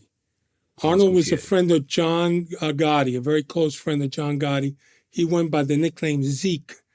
And Arnold was a very cautious guy, stayed away, didn't want to meet people, but he had to go through Greg because that's the way Arnold John was a celebrity gangster. Arnold was more like old school. He insisted on protocol, like you can't go see me, you got to go through your layers. And Greg was the layer. But Greg said Vicini never filed a complaint. All he wanted to know was who hit him and who was this big guy with him. And wanted to know if I was straightened out. So because, you're not supposed to put hands on. In that world, you don't put your hands on anybody who's made unless, of course, you do it on the sneak. A lot of things happen on the sneak. You could kill somebody on the sneak and say, I have no idea who did it. Or you can go the right way and ask permission to whack it. Right. And Craig De Palma, which was Greg's son, he'd gotten busted, right? And initially he'd agreed to cooperate with the government. And then his father basically sent him an admonishment like, this is not what we do, so on and so forth. And so then Craig, in, I guess, shame, attempted to kill himself, but he only ended up putting himself in a permanent vegetative state. Is that why they were up in the rest house, the rest home? True. And so Greg De Palma turned his son's hospice situation into a place where he could do meetings because he didn't think that the government would bug the room of his vegetated, his son who was in a coma. Is that right? Correct. Right. Yeah. Was he right in that bet? Yeah, it was so freaky because at first I thought it was the Italian flu, where a lot of these guys who go to court are drooling in wheelchairs and, they come in with feeble, like I'm going to die. Fever. Yeah, exactly. And then sure enough, and Craig De Palma, the son, was proposed for membership by John Gotti Sr. And once he became a made man, he was in John Gotti Jr.'s crew. So what happened is I thought he was making it up, but sure enough, when I saw him, let me tell you something, my heart broke. I mean, this guy was really, he had a private room. He had pictures of all the memorabilia that he liked in sports. Craig would have meetings there and outside. He would talk to him. He even got some kind of witchcraft Santeria guy to come in. He would do everything. He really believed he was communicating. And he would say, look, Jackie boy, he's talking. And I said, he understands what I'm saying. Watch. I'll ask him. He'll blink his eye. And, he was blinking out of, reflex. Exactly. But he believed he was going back. And then the wife was totally yelling at Greg, saying, this is your fault. You put him in the life, Right. And how could you? And they just went at it like cats and dogs. But yeah, so Craig, it was a shame. But then Greg tried to change it. He kept saying, that's a lie that the FBI perpetrated. He didn't cooperate. He did. He testified in grand jury. He didn't do it. That's all a lie. Because, if your son is a rat and you're a made guy, that doesn't look too good for you in that That's world. a problem. Yeah. So that's a problem. he tried to clean it up. I think a lot of people let him, but they all knew deep down inside because the papers were out. I mean, Right. Mikey Scars de Leonardo, who, by the way, has a podcast. Great. I know him. He's an excellent guy, very nice person, and did a Yeah, lot. I like his podcast. Yeah, he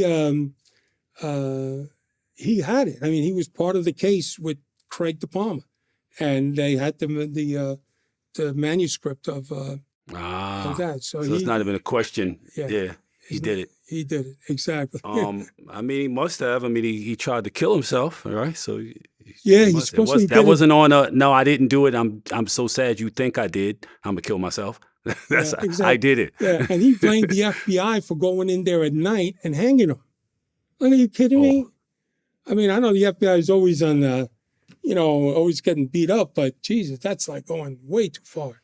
I mean, but those are stories that he used to maintain his power base. Because Craig De Palma, as you know, was a celebrity. I mean, he was a celebrity. Yeah. He was so recognized. We go out to dinner, and married couple like our parents will walk by, and he says, "Greg, can you open the Westchester Premier Theater? I had so much fun there seeing Frank Sinatra, Aretha Franklin, Diana, you name it, Dionne Warwick. The who's who in entertainment played at the Westchester Premier Theater that Greg De Palma owned, which was in essence the mob owned." And Greg was very smart. You know, we talked about money kicked up. He told me, because he tried to, I guess, maybe use psychology for me to give him more money. He says, "Jackie boy, always give more money to the bosses, because in case you step on your crank, they're going to help you out. They're going to know you're an earner. Don't hold back. Give them 20, 30%. They're going to be happy, and they're going to know you. They're going to take care of you." And that was his philosophy. But did you get a chance to go to the Westchester Premier Theater? I did. No, I didn't. Yeah, it was unbelievable. They had Elvis there, Dean Martin, and Greg De Palma was one of the owners. And they shot that place down like the movie Goodfellas, where they said that at the bar they went in and destroyed it and busted it all up. That's what he did too. A profitable place like that, of the who's who going to this show, Liza Minnelli, and Greg De Palma just blows it out of the water. Yeah, just got greedy. He was a really wild dude, man. Which brings me to this question. Well, first of all, let me tell you, I love this line. Eating, meetings, and planning of beatings. That was the course, basically the course of your daily when you were moving around with the Gambino guys. That's funny as hell. And of course, I get it, right? It is just funny to see it put into terms like that. It's so funny because you're right. I mean, you eat with the mob more than you do on a cruise ship. We would go first thing in the morning at a diner, sausage, eggs, this and that. From there, you go to the home. We went to the home. Somebody would bring pastry and all that. And of course, later comes lunch. Then you go to lunch. It's a marathon lunch. You eat everything. Then you go back to the strip club where I was one of the owners. I'm at the strip club. Somebody's also bringing Danish food, cake, whatever it may be. And then you go to dinner. And then at night, at 2 a.m, when things are closed, you go to City Island, and there you have more food. So, I blew up like a tick around the mob. I was just eating like I was going to the chair. And the more you ate, the more they loved it. It goes, "Jackie boy, Maron, look at you. What are you doing? You're going to kill yourself." So, and the food was great. There was like best food restaurants. So this was the crazy shit now. You're Cuban born, and you were able to convince Italian mobsters, Sicilians, that you were Italian. I don't even know how that went through. I don't understand that. I don't either. I'm Cuban, made in Havana, and when we start talking about it, the case agent who's Italian from Italy, Nat Parisi, great guy, says, "You could do it." So I said, "What do you mean I could do it?" He says, "Yeah, you could do it. You could pass for a little Sicilian and all, but tell them that maybe we'll figure out that if they ask too many questions, you could say your mom was Cuban." But they never asked any questions.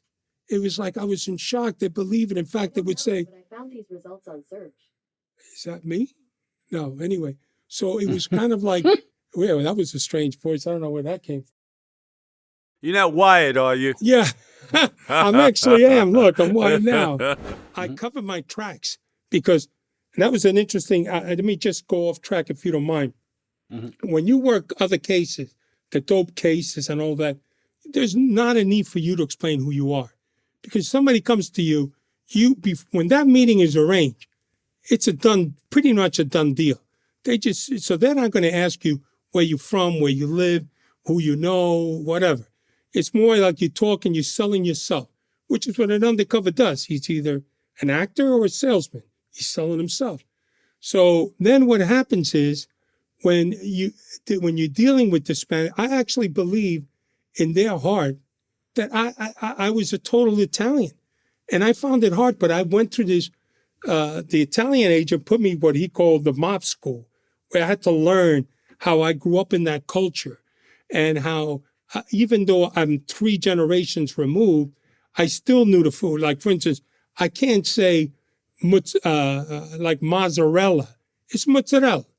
You know, I had to sound like I've eaten it. It's also like gabagool, like gabagool. Super sad. I had to know what's what. So when I sound it, I don't sound like, yeah, you have any braccioli? It's brociole. And the guy's going to look at me like, what the hell is this guy talking about? Off with his head. Yeah. So I had to learn, so he taught me all those things. And then I took it a step further. I was working a case down in Florida, and I said, you know what? I said, these guys check. I'm going to have a Social Security. I got a driver's license. I'm going to do this and that. He says, what if I'm down in Florida? And one of the guys out of the Clear Blue says, Jackie boy, you know what? You're from Florida. I know your parents have passed. Let's pay our respect. Let's go to the graveside. I mean, what would you do? I went and found a Mr. and Mrs. Falcone. And that would have been my mom and dad. And I found them at the same place that Jackie Gleason is buried. And that's a Mr. and Mrs. Falcone. And I said to myself, well, the only fear now I have, if the guy wants to do that, I get my flowers. But if there's a Mr. and Mrs. Falcone family paying their respect at the same time as me, I'm going to have a problem. But you know what? I was prepared because, like I said, in the other places, nobody cared, but there is accountability in the mob. My role was 3rd generation guy who teamed up with this source. We met. He knew me as a big gambler. He knew me as a guy who was dealing in dope. This guy had a lot of money. He was a fun guy to be around with, and he invested in this guy's strip club. So I had a strip club that I was the owner in with him. And when Greg De Palma got out of jail, boom, he went right back to the strip club that was one time on record with his son. And there is where I got into the role. But what the important thing was, at the beginning, this case was not targeting the mob. It targeted the Albanians. The Albanians were shaking down every place in New York. The Lucchese's were about to whack them. Gambinos were about to whack them. They started hitting this club up in the Bronx, a strip club, and they went in and they said, hey, listen, we want some protection money. You pay us about $1,000 a week. We'll make sure everything's all right. So the owner goes, the hell with you, giving you $1,000. He said, you're not going to give us $1,000? That's fine. Next week, they come back again. Where's the $1,000? He says, you ain't getting $1,000. I said, I got my own protection. He says, oh, really? Okay. Following week, they come back, 2 Albanians. Then 3 come in. Then 4 come in. Now you got a packed house full of Albanians. And boom, it begins. Punching guests, breaking glasses in the bar. Gunshot goes off. They say, let's run. The cops are coming. So everybody scatters, right? Now, what happened was the guy, and this is where I came in, right at that spot. They came in and said, you got to pay us. The next day, Louis Filippelli, a guy who was also not in the chart in the FBI that we identified, his nickname was Bo, because all he said was Bo to everybody. Hey, Bo, how you doing, Bo? So Bo walks in and he says, I heard you had a problem. I says, we can make your problem go away, but you got to pay us $1,000. So you see how the extortion works? you create a situation and then you offer a solution. So now, instead of paying the Kind of Albanians, like how the government works. yes, exactly, exactly. So then you got to pay $1,000 to the mob guy. So I paid him $1,000 to keep the Albanians out, and they never came back. So they were working hands in hand. The Albanian was a very violent group. They were known as the Corporation, and they would have no fear, badass, all of them, and they caused the problem to the Gambinos. And finally, at the end, the Lucchese's were going to whack them, but they got arrested on some other case in Westchester County. Yeah, the Albanians were some crazy motherfuckers, man. Oh, when they man. beef with one another, it's just the craziest fucking thing. They have no fear because they've been through shit and hell and back. Yeah, they're really crazy. Good. I mean, when they're on your side, though, there's some damn loyal people, though. They are. They really are, but they're ruthless and fearless. Yes, indeed. And and it was tough. I'm sorry, it was even tougher one time. They were getting so cocky that there was an arrangement made with Arnold Squitieri, the boss, got 20 made guys, met in New Jersey at a gas station with Alex Rudash, who was the leader of the corporation, and said, what you took is yours, but you ain't taking no more. This is it. This is what you got. Never want to see you guys again or bothering with any of my places. So Rudash, they had a guy with a shotgun aimed at the gas tanks, ready to blow up everything. But the Albanians backed down, and sure enough, they never bothered. They went and bothered the Lucchese, the Gambinos. But yeah, that was according to Greg De Palma, that was when the shit was hitting the fan. You know, they had 20 guys all strapped, ready to go. And the Albanians ate it. They said, that's it. That's crazy. All this shit going in the background, civilians don't got a damn clue. Can you imagine that? You're with your family loading up with gas, and you got these crazy-ass Colombians and, Albanians and mobsters. I had a flashback and had to laugh when you mentioned the Italian tuxedos, and then started naming the feline Sergio Tacchini warm-up suits and velour and silk and nylon. You wrote, usually worn over a wife-beater T-shirt showing off a thick, solid gold necklace and cross, such an outfit would be completed with the new top-of-the-line sneakers. And also in that section, you said they had to have the right shoes, too. Ferragamos, Bally's, or Gucci's. They had a particular fondness for alligator shoes, and it was a sign of status to own them in brown, black, or even blue. Were you aware of the commonalities and attitudes towards fashion and jewelry between African-American drug dealers and Italian drug dealers during that period? You know what? There is a common element there. Yeah, that was all our same shit. I grew up, that's how I dressed growing up. All that shit you name. Yeah, it's funny because we wore guayaberas. We're more casual, the Cubans, But then with them was, you're right, they went out, they had the nylon socks, they had the alligator shoes and blue. I mean, who would think of blue? Where do you get the blue shoes from, right? They looked good. Oh, we had to get our nails done, manicure and pedicure. Yes, I said to myself, man, I am 50 some odd years old at the time. I never had a manicure. I said, what am I missing here? Now my wife goes, I go, what a life you have. Manicure and pedicure, they knew how to live. And then, of course, the cars were clean, spotless. The funny story with the Tacchinis was that they hit a truck and they got all these Tacchinis, right? So I had them in my size, which was 6XL, So I got my Tacchini, going to meet them. I got my jewelry, my cross. Got my diamond ring, my Rolex. I'm ready. Get out of my car. That time I was driving a Hummer H2, Mm-hmm. I was bad when I was out there. So pull up my Hummer H2, get out. I see all these old guys, all wearing Tacchinis. We're sitting around the diner looking like a bunch of old soccer players, And none of us, I had this Tacchini. Nobody asked me if I wanted to work out. Not a person, you figure, let's go get to the gym, pump some iron. Let's do some walking, lose some of that weight. No one ever asked me that, but everybody wore their Tacchini and their wife beater shirts on.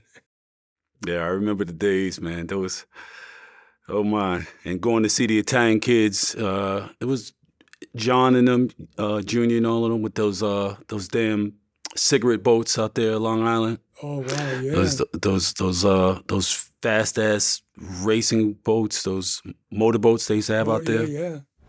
This was interesting. You said there was something that was more important than trafficking of illicit drugs, truckloads of illegal cigarettes, guns. There was something more important to the FBI than all those things that would take precedence over all those things. What was that? You recall what you said in your book? What that was? Something that'll make y'all overlook the guns, overlook the drugs, overlook the illegal truckloads of illegal cigarettes. I Do you can't remember think of it. something? What was? The Chinese Connect. Oh, the Chinese case. Yes, yeah. Yeah, You're talking about Royal Charm. yeah. Yeah, yeah. That was another interesting case. That Royal Charm. You talk about the counterfeit $100 bills, Counterfeit $100 which bills. were called super notes. Which, when we got a sample of it, we looked at this. It looked just like a $100 bill. I'm looking for the threads. I got it. I'm looking for this. The guy goes, they're made from the same machines, using the same paper, using the same ink. I said, that would destroy the economy, these super notes. So we asked them, we wanted exclusivity. Went to the Taj Mahal in Atlantic City, had this huge suite, right? We met with one of the guys from China, and we said, look, we'll deal with this. We'll want 30 cents on the dollar, but we'll bring it in. You can't bring it anywhere else because, otherwise we're going to get busted on this. They gave us exclusivity, and we took it. The first time we got it as a sample, took it to our Secret Service guy that worked in the office. Said, yeah, that's real. Well, yeah, we had to send it to the lab in New York. In headquarters, and the FBI came back that it was counterfeit. It was that good. I don't know how they were able to do it, because from looking at it, look and felt like a $100 bill.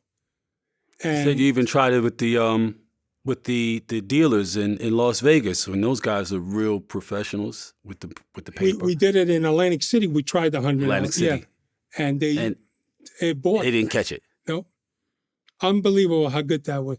And the super notes really, and it was made, that whole case was amazing, because they would tell me, these Asian organized crime guys, they said, whatever you want to duplicate, just bring it to us.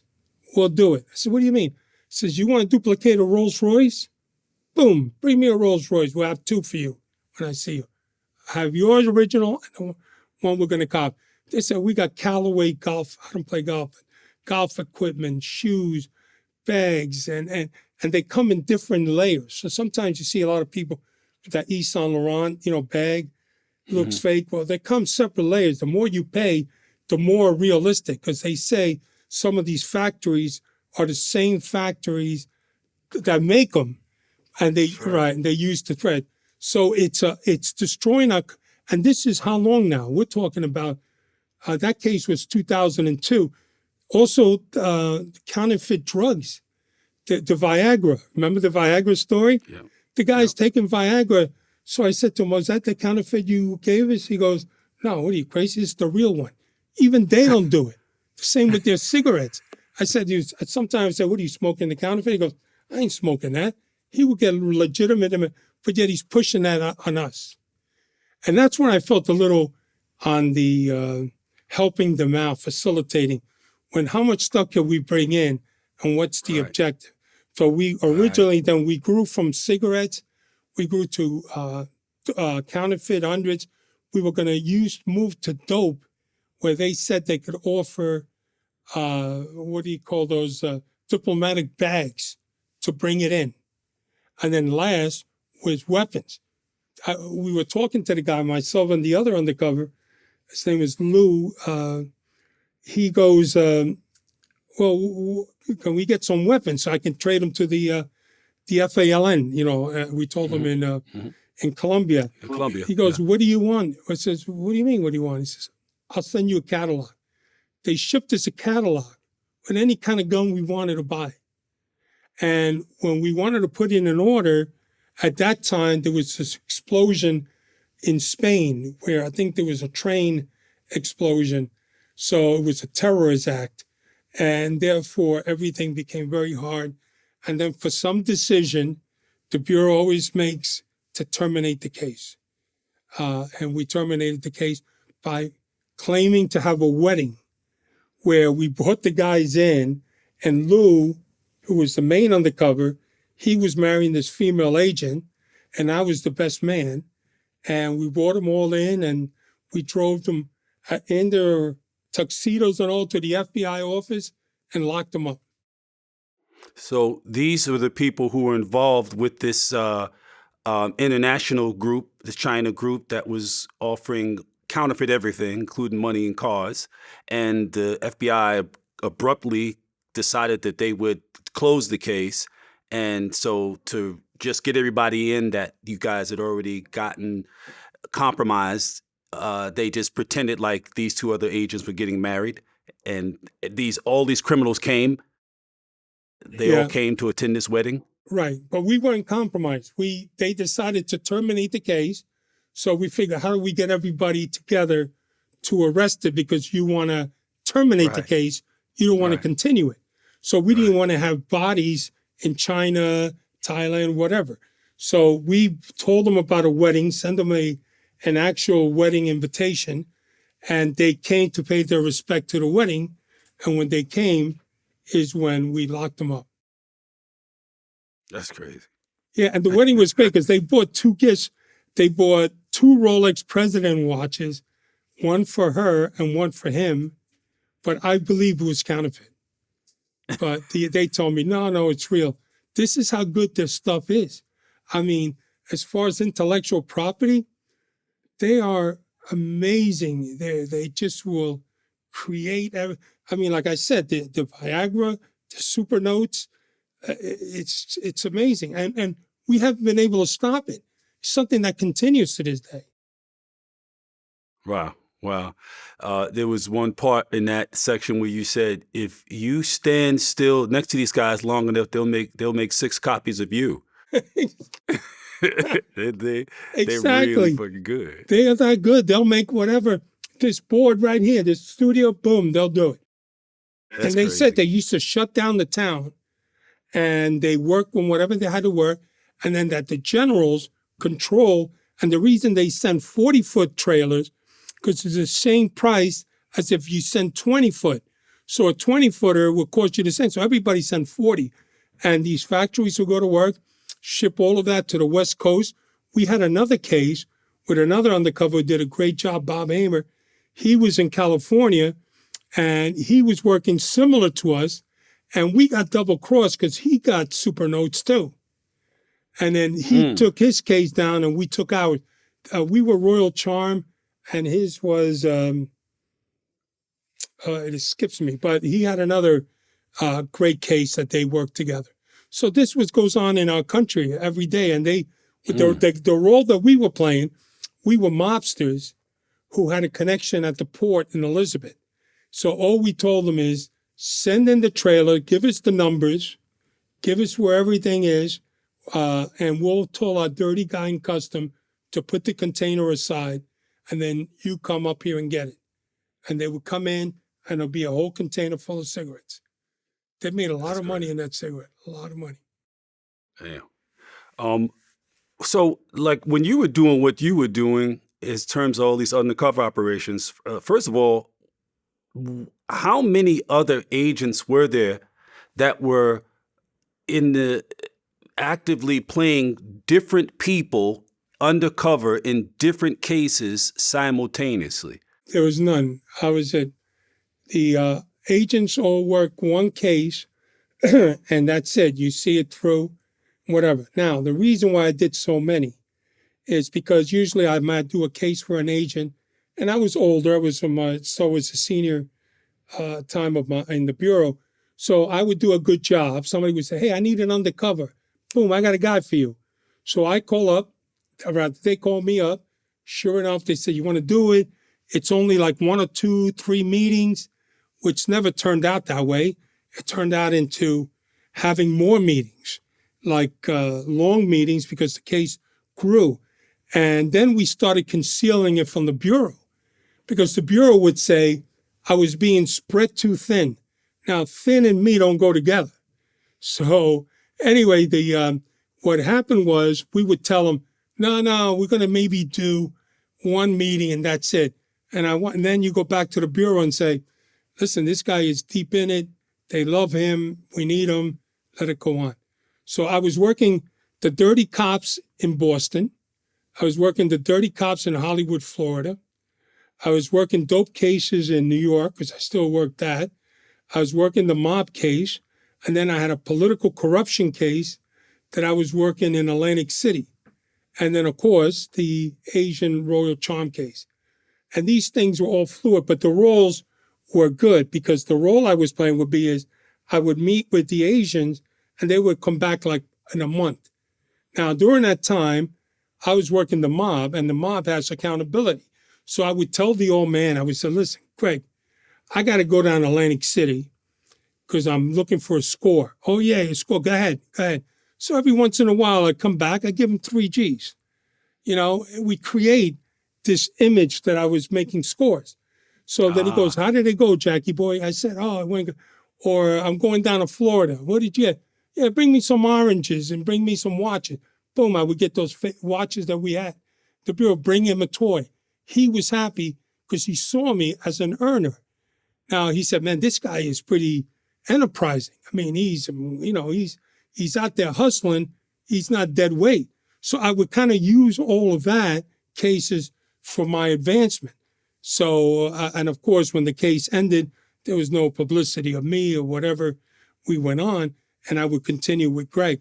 There's always that fear that they commingling cases could compromise them. But in my case, it was not, especially with the dirty cops. I mean, the Boston cops were super bad. I mean, that was the largest Boston case we took. I mean, these guys were like from training places. I mean, really hardcore. The guy wanted me to...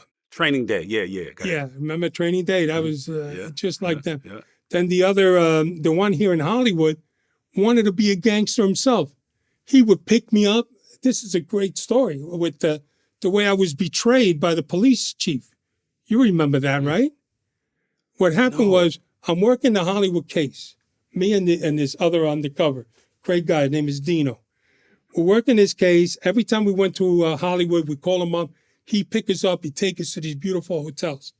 So I'm calling him to tell him I'm coming down. I don't get an answer, right? So I'm going, what's going on? So I speak to the boss, and I say, this guy's not calling me back. He said, we may have a problem. I said, what's the problem? Well, the boss here in Miami, the special agent in charge, said because we work in partnership, we need to inform the Hollywood Police Department that we got you as an undercover in there with Dino. I said, you can't do that. I mean, the chief is very tight with this cop. That's suicide. You're going to terminate the case. He goes, no, we actually had a meeting with him. The guy gave us his word. No one besides him and his boss. Inner circle, nobody knows anything.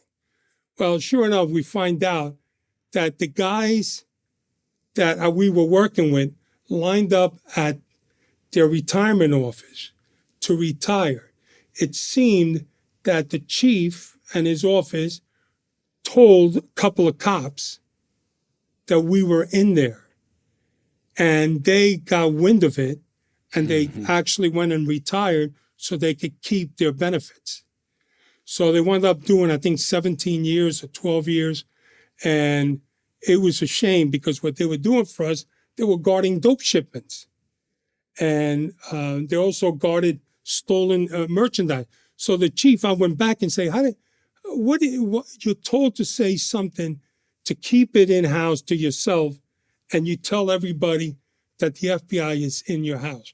Now, he probably did it to protect probably so many other cops, because we had all these other cops lined up to snare, but they got away. We couldn't. Holy shit. We couldn't do it. Holy shit. Yeah, and it was very disappointing that that happened here in Hollywood, and so I stay away from Hollywood because it's very disappointing that the chief is gone though. So I don't know where he's doing, but he certainly has a big mouth, and he almost got me. He almost got me killed. Jeez. What was it like coming into your Mafia undercover situation in the aftermath of the Donnie Brasco situation and investigation? Yeah, good question. I get asked that sometimes. And Donnie Brasco was such a long time ago, 1981. And he was like a trailblazer when the thought of having undercover never existed with the mob. So with me, it was always that, the mob learns from their mistakes. They have these high-priced lawyers who go through all of these documents and see how we operate, and then they build the ways to go around it. So, of course, in my situation was that, they knew that I was out there, that possibly I could have been another Donnie Brasco, but I guess my size and the way I acted, they didn't feel that. So Joe, being a trailblazer, he was with some people back then, and, he was able to do a great job. But, now all the other undercovers got to go through scrutiny because of that. And luckily for me, I was able to pass the scrutiny.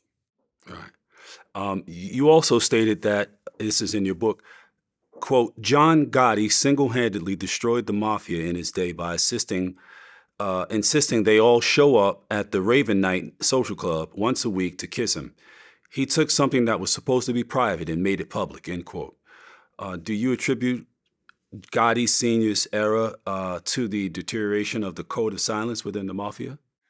Yeah, that was great for us. The FBI, the fact that he would call all his captains who ran these crews to come and kiss the ring and tell them story, maybe bring him envelopes, whatever the case may be. We knew about that. So, of course, the FBI was all over that. So we identified all of that. See, it's a secret criminal society, that's bent on committing crimes, terrorizing, and causing mayhem. That's what the mob is. And this secret society, he's exposing it. He loved that celebrity gangster lifestyle. And let me tell you something, he was good for that. He was so opposite Paul Castellano. I mean, John dressed impeccably. He looked impeccable. He thought to himself like, hey, you guess what? I said, they know we're gangsters, so who are we fooling? Let's do it. But you see, gangsters are not supposed to be making headlines. They're supposed to be making money. So here he is being exposed to that. Other guys are exposed to.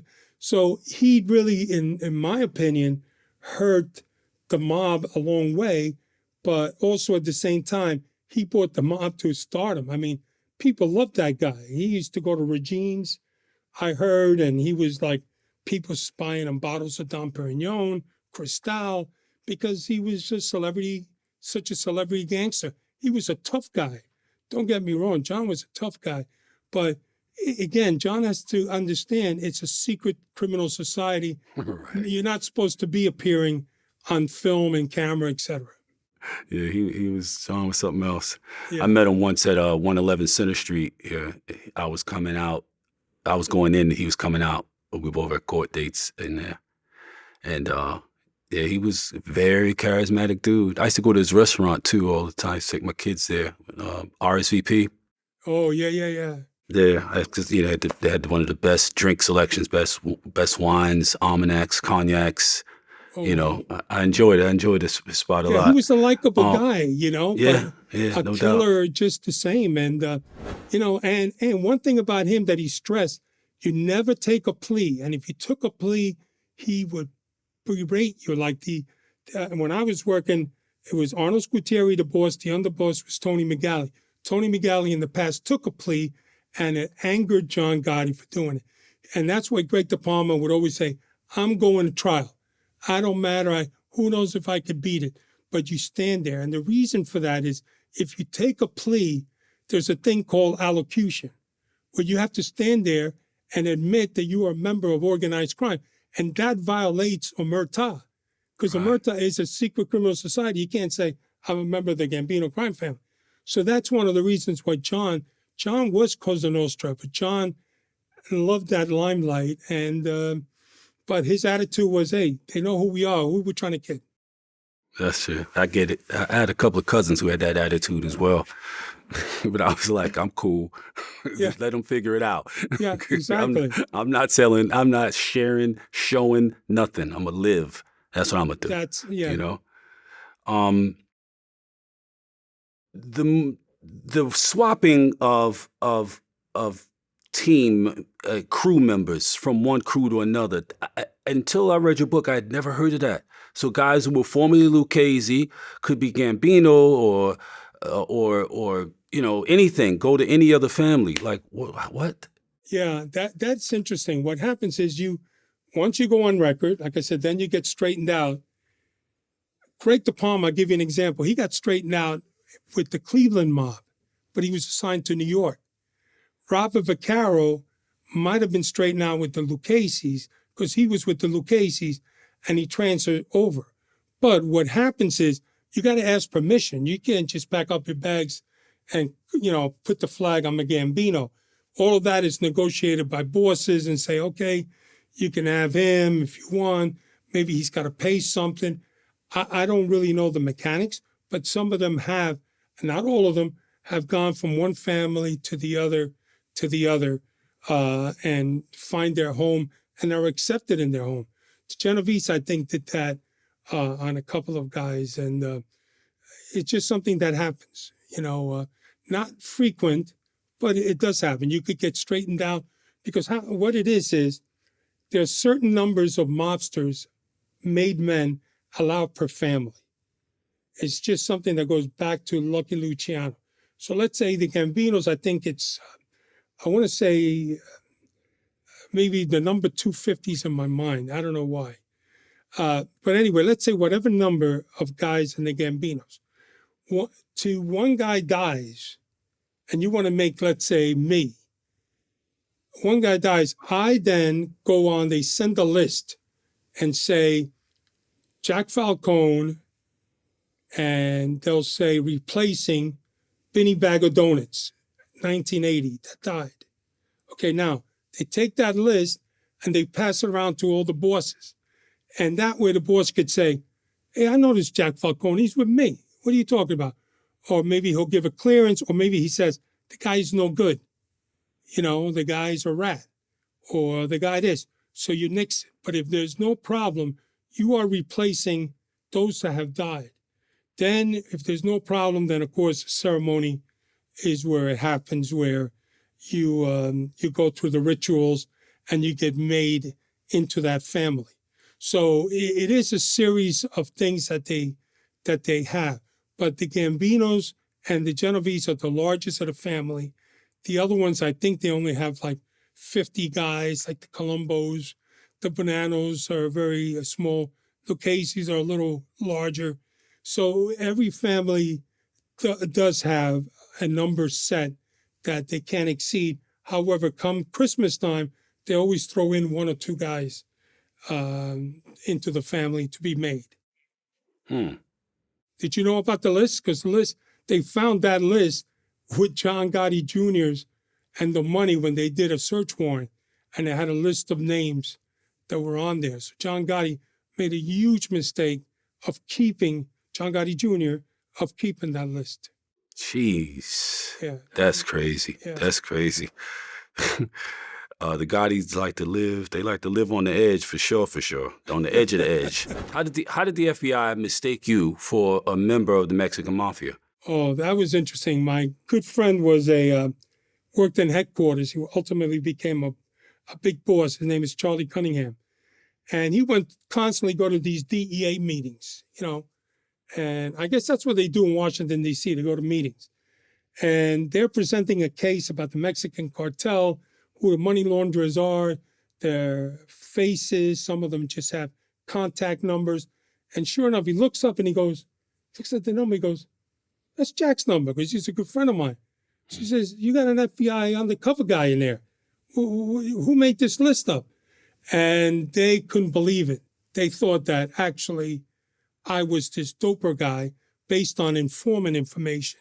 Because you got to realize that everything comes from informant. So the informants are out there everywhere watching you, I guess, because they know they want to get paid, some of them. So somebody gave them the number of me and probably got paid well, that I was this big, huge money launderer in New York. Well, I guess I was, but with the help of the FBI. Right. Greg DePalma, ultimately, what ended up when this all came, when they decided to, before we even go to that, at the point at which you had made your way into the inner circles of the Gambino family, you were in position to potentially be made. And then your case, your bosses decide to close the case and, just go with what they had. Why would they do that? Why wouldn't they let you go on to become a made member of a controlling mafia family? Yeah, that's the $1 million question. I was very, very disappointed in that. What happened was Greg De Palma pulls me over and he says, Jackie boy, I said, because I became his driver. So he says, let me ask you a question. You ever been arrested for drugs? And I says, no. So you deal in drugs? I says, I used to, but now I know the life we're not allowed. So he goes, good. Because you can't have any outstanding drug cases, or you can't have any outstanding drug sales that you got caught in for the last 5 years. So I said, okay, I didn't know where he was going with this. I go, no, I gave that up already. I'm just with you, Greg. That's all. So he says, I'm going to put your name on the list. So I go, what list? He goes, I'm going to have you straighten out. One Amico Nostro, to be a friend of ours. So I said, wow, what an honor this is. And of course, I'm taping this. So anyway, so what happened was, come back to the office, and everybody, of course, was happy about this. And we said, this is going to open up all the gates. I mean, here's an opportunity for me to introduce other undercover agents into other fasts. Like, for instance, I could create that in Rochester or in Buffalo. I'm having some trouble there or some business there, and I need to talk to somebody within that family, and Greg will get permission, and we would do it.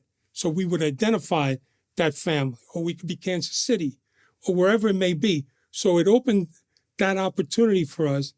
And I told him, I said, good, this is great. And all of a sudden, the Bureau comes back and says, we're going to have a meeting, we're going to shut it down. And I said, that is the most short-sighted thing I've ever heard. I'm not compromised. I'm not at all in a situation of danger. Why in heaven's name would you even utter these things? I said, we should be continuing with this case for so many reasons, because now we have the keys to the inner sanctum. Now I could be in those meetings when they tell me, sit over there because you're an associate. You could sit with us and hear what they're doing, what they're up to. So anyway, they went to shut it down, and of course I lost, but the assistant United States attorneys wanted the case to continue. I wanted the case to continue. The case agent, Nat Parisi, wanted, the undercover unit wanted, but they won. And I just raised my hand and said, do what you got to do. It wasn't surprising, because the experience level of these bosses who, I question, their thinking of, number one, how did you get there? And how can you not see this as an opportunity? And like, are you freaking kidding me? And I said, you know what? It was so disappointing. And I just, we lost, and we rounded up the guys, and we locked up everybody, and they stood there in the podium, banging their chest, and, it's very disappointing. And I wrote about that in my book. I wrote how disappointing it was and how short-sighted it was that they would not allow this to happen. But it wasn't the first time that this has happened in my bureau career. I've seen this throughout. And that's why I hate to say this, but to be critical, but there's nothing better than the street agent. These guys are the best, and these women are the best. They work hard. They're out there and stuff. But then when you raise that arm and say you want to be a boss, because that's all it takes to be a boss in the FBI. It isn't that they come to you and say, hey, Jackie boy, you're doing a good job. We're going to, like the mob does, they want to promote you. The Bureau doesn't do that. The Bureau says, oh, they only promote you if you raise your hand. I want to be a boss. Okay, you're willing to move your family? You're willing to go to headquarters? You're willing to move to another place and then back and move your kids? They're not going to go to their proms? Oh, yeah, I do it. What kind of selfish reason is that? And then they do it, and they want to start putting their fingerprints on the case. What's your experience level? What's your experience level? Have you ever done a case? Have you done an undercover case? Have you ever done a wire? Have you ever been an affiant in a search warrant or whatever? Do you know what it's like in the streets? Because if you don't, you got no business being a boss. Right. And But they're bureaucrats, and that's what they're getting hired for, their bureaucratic abilities. Yes. There's their ability to push shit up and down the damn road. Yeah. And I know, I'm sorry for cutting you off. I know supervisors who are fantastic guys, like Phil Scala, like I said. These are hard workers, agents like me, who got tired of seeing what's around them. They became supervisors, and now the Bureau, in its infamous wisdom, comes and says, you know, you've been a supervisor in the drug squad or in the organized crime squad for 10 years. We're going to move you to headquarters. So you got two choices. Either you move to headquarters or you step down. Now, here's a guy with all the Rolodex, all the connections. You're making him step down for what? So he can pencil push down to headquarters? And then you go to headquarters, and what? You're not going to cause any problem there, because if you cause problem, you ain't going to get promoted out of there. That's right. And I'm telling you, I value the street agent, and I value supervisors who've been there, done that, and got the T-shirt. And if you haven't done it, don't be telling me what I got to do. Right. And that was my reputation. I didn't give a shit half the time. You know, I just felt that I would tell them, and that's what I did in the back of the book. And they went after me. And when I wrote my book and delaying it, I mean, my book was delayed for this little petty stuff that, you know, hey, if you can't do it, move out of the way. Let somebody else who could do it. There's a lot of guys out there who are bosses who've been there and done that and got the T-shirt, not these other guys. Anyway, you got me all pumped up now. Yeah, that's good. Did you ever feel like what you were achieving wasn't making a difference that was worth the risk? Oh, that's a great question. When they were closing it down, that's when I felt that. But when I was in it, rocking and rolling, I felt good. I mean, I was making a difference. I knew we were going to do it. And all of a sudden, boom, somebody throws a monkey wrench. And you're like, what? And then it became like, what's going to happen next? Like, you know, why am I doing this? This is going nowhere. So, yeah, it's a tough question. I always felt we made a difference in some of the work that we did, but we could have made a bigger difference in numerous cases. Royal Charm was one of them with the Asian organized crime. We should have gone after the drug dealers with the, diplomatic couches. We should have pursued more about the guns. We also have this case here, and there's been several others. But like I said, that's why I kind of like working. I enjoy working dope because it was us, the agents and the cops, and we had some great guys that are working there. And anyway, so that's... Why did you say, saying that you liked working drugs, why did you say... Were you fond of saying that drugs fuck up cases? When you said that drugs... Yeah, that's great observation, okay? What happens is when you work in other cases, like, for instance, when you work dope is the case.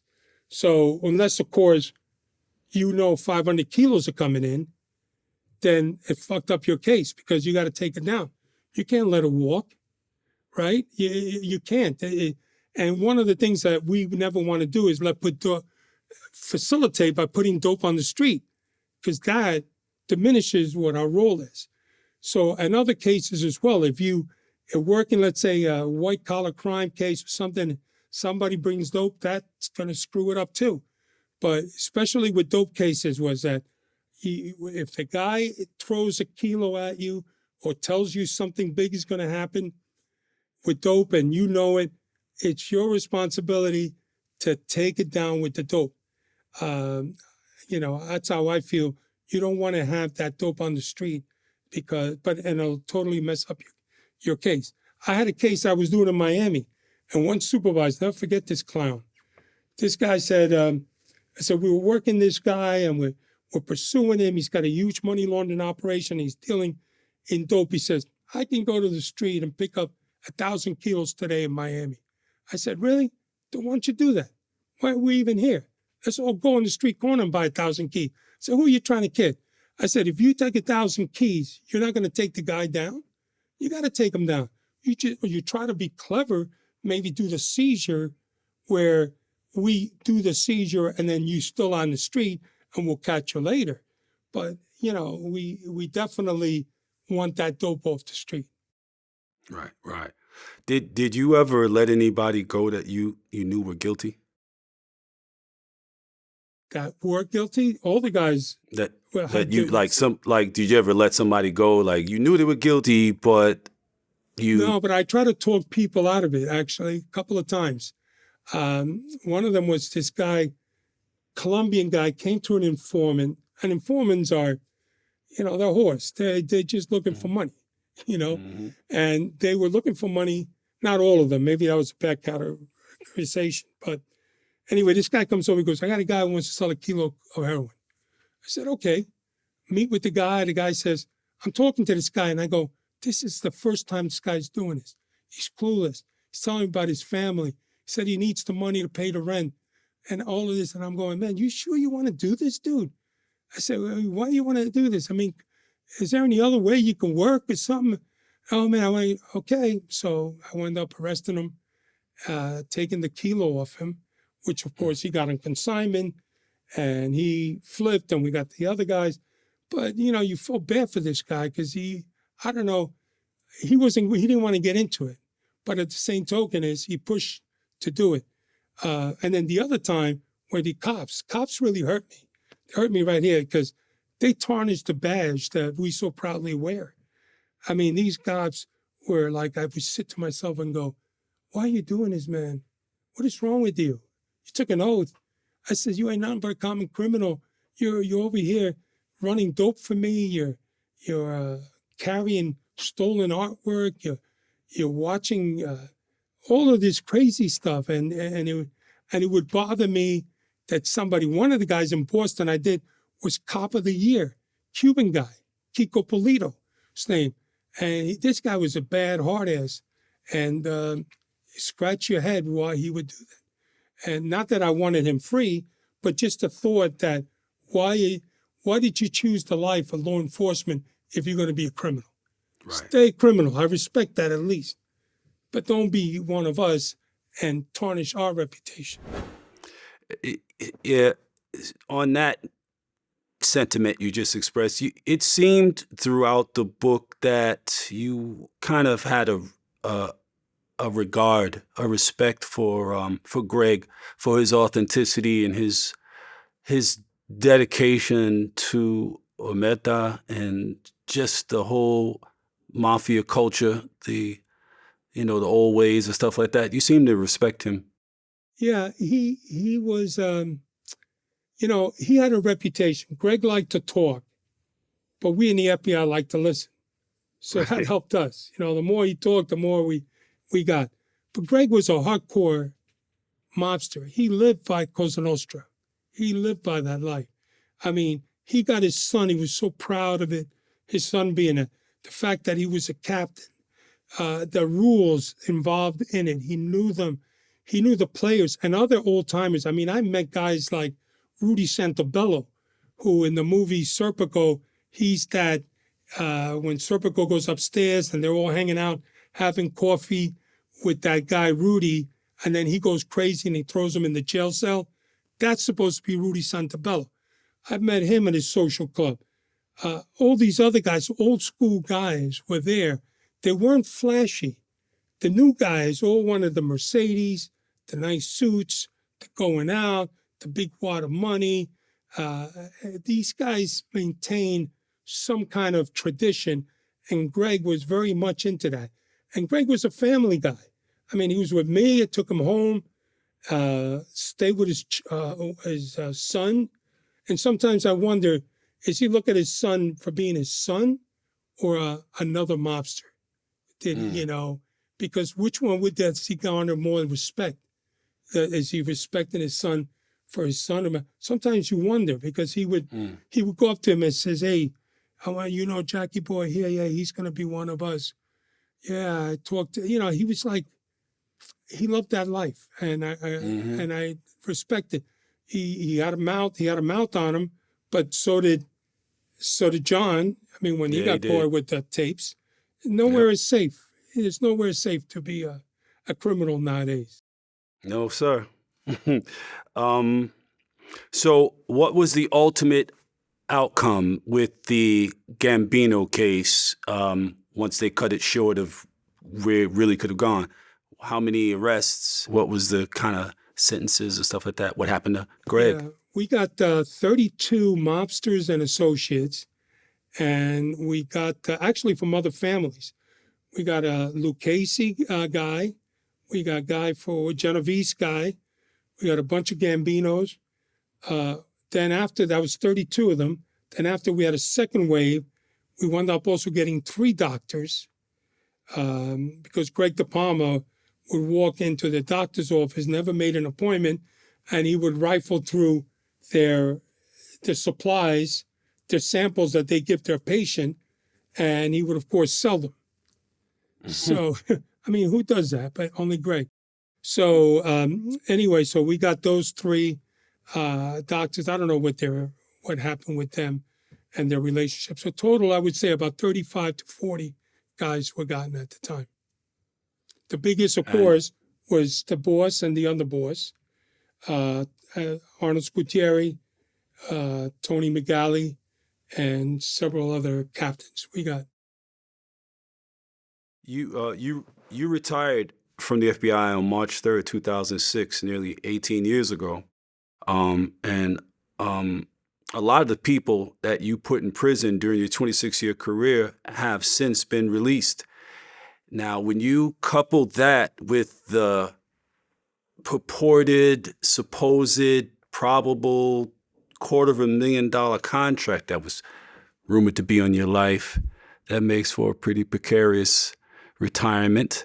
So how have you managed, man? Well, that whole contract thing, my opinion is that's just bravado on some Okay. people, because if the mob wanted to hit you, they would hit you. The boss would say, get Jack, and you do it for free. That's an order he gave you. He doesn't Right. got to pay you. You work for him. Right. So every time you hear a story about, oh, there's a contract. Now, let's say another person, bad guy, sees, in the New York Post or Daily News, there's a contract for, he goes and whacks the guy. What is he going to do? Go back to Arnold and say, hey, I whacked the guy because there was a contract. Give me the money. He's going to get whacked. You go with whack, yeah. Because so you know what I mean. So every time you read about this whole whacking stuff, is they just don't operate. The mob wants you out there whack. Now, what I worry about is get some half-ass wise guy that I'm in a bar with my wife or with my friends, and next thing you know, the guy is having a couple of cocktails and he's got some beer balls, and then he wants to come over and try to be a tough guy, and that's the guy may give me a beating. Those I worry, but I always bring my 2 friends everywhere I go with me. Smith and Smith Wesson. and Wesson? Yeah, Yeah. you go. So I'm ready, but I don't go to those places. In other words, I don't go back to the haunt. I don't go back to the strip club. I don't do any of that. I try to just live a good life away from that. I don't go. That was my undercover life. This is my regular life. But you always look, though, in your rearview mirror. Once in a while, I catch some guy checking me out, and I'm going, I don't know, it's this guy, but I keep his face in my head. If I see him again, we may have a problem, But unfortunately, my health is what it is. But anyway, yeah, you worry about it, but you don't let it consume you, Right. because I live, like I said, I got plenty of guns in my house, and I just don't see that happen. So, as a seasoned law enforcement person with a lot of real world experience, there are a couple of situations that I'm curious to get your insight on before Okay. we end this. Now, of course, you have been paying attention. Well, you've been paying attention to what's going on with this guy Keefe D and his whole Tupac involvement with the murder of Tupac and how he's implicating Diddy and so forth. What do you think is the likelihood of Diddy being arrested in connection with this on the basis of this guy's, claims? Okay, now, talking as a retired agent, okay, remember what I said earlier, Puff Daddy is great friends with Andrew Campbell, who is a captain of the Gambino, okay?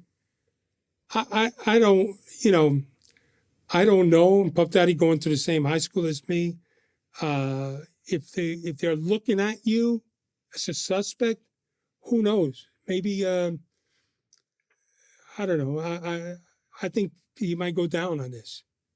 That's my thought. Now, again, Puff Daddy is a very wealthy man who will probably get the best attorneys, but this is a murder that happened how many years ago now? 27. Yeah, 27. So a lot of people's memories become foggy, but evidence is evidence. If they have evidence that's really puts them in, will be pretty damaging. And for them to revive this cold case and to bring it to where it's coming from when people are being targeted and even arrested, they must have a lot of good stuff on it. We're not going to know. We're going to know as the trial begins. But, my thoughts are that if they are looking at you 27 years later, they got something on you. Yeah. They won't be wasting their time because they're going to look bad. And Puff Daddy is not the kind of guy you want to mess with, not because he's a badass, because he's not. He's got a lot of resources. Exactly. Did Frank Matthews' name ever come up in any of your investigations? No, did not. No. Tell me about why. It rings a bell, but I can't put it together with investigation. Was he the narcotic trafficker? He was a narcotics trafficker that was like the biggest dude, and then he got busted in association with the French Connection situation, and he bailed out for like $325,000. And the prosecutor had the miscommunication or the brain fart or something to say to him in passing in the courthouse. He says, yeah, it looks like you're probably going to be indicted, Frank. And he says, really? He said, yeah. And then Frank disappeared with like $20 million and was never seen again. So he's on the lam still? Yeah, it's been that was like, that might have been like 73, I think. Oh my God.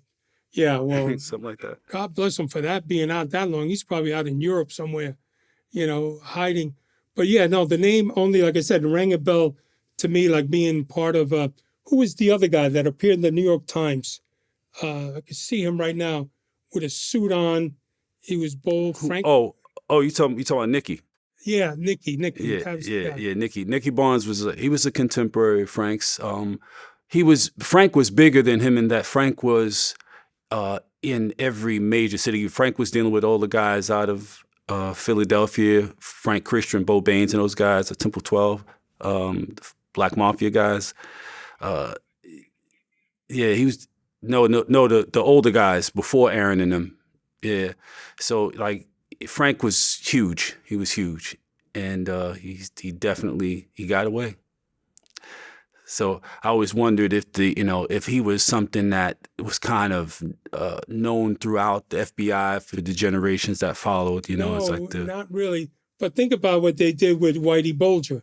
I mean, guys like this, all of a sudden we'll read about it one day, get caught living a plain life somewhere, Yep. And look at Joanne Chesimard. She's in Cuba. And Joanne Chesimard, I worked that case. And so you're dealing, people like that. Of course, they go to Cuba, you're free forever. But if you're living on the lam like Whitey Bulger did, and let's say Frank Matthews did, you got to be looking over your shoulder. You got to be cautious about this, because all it takes is one appearance in that show. What do you call that? America's Most Wanted. America's Most Wanted. And somebody knows somebody. So, you know, and then we'll read about it and we'll say, oh, shit, I remember talking about it. All right, all right. I really appreciated this, man. You know, after reading your book over the last 2 days, to be able to speak to you and ask some of the questions that I would think any reader would have in, you know, having read your book, and to be able to speak to you directly and ask those questions, it's really been a remarkable opportunity, brother. And I appreciate you very much. Appreciate your time. Thank you for doing VladTV. Well, thank you for the invite, and it was a pleasure. Best interview I had so far. Thank you, brother. You made me comfortable. So I appreciate it. all Looking right. forward. Good. Take care of yourself. You too, All man. right. All the best. All right. Peace.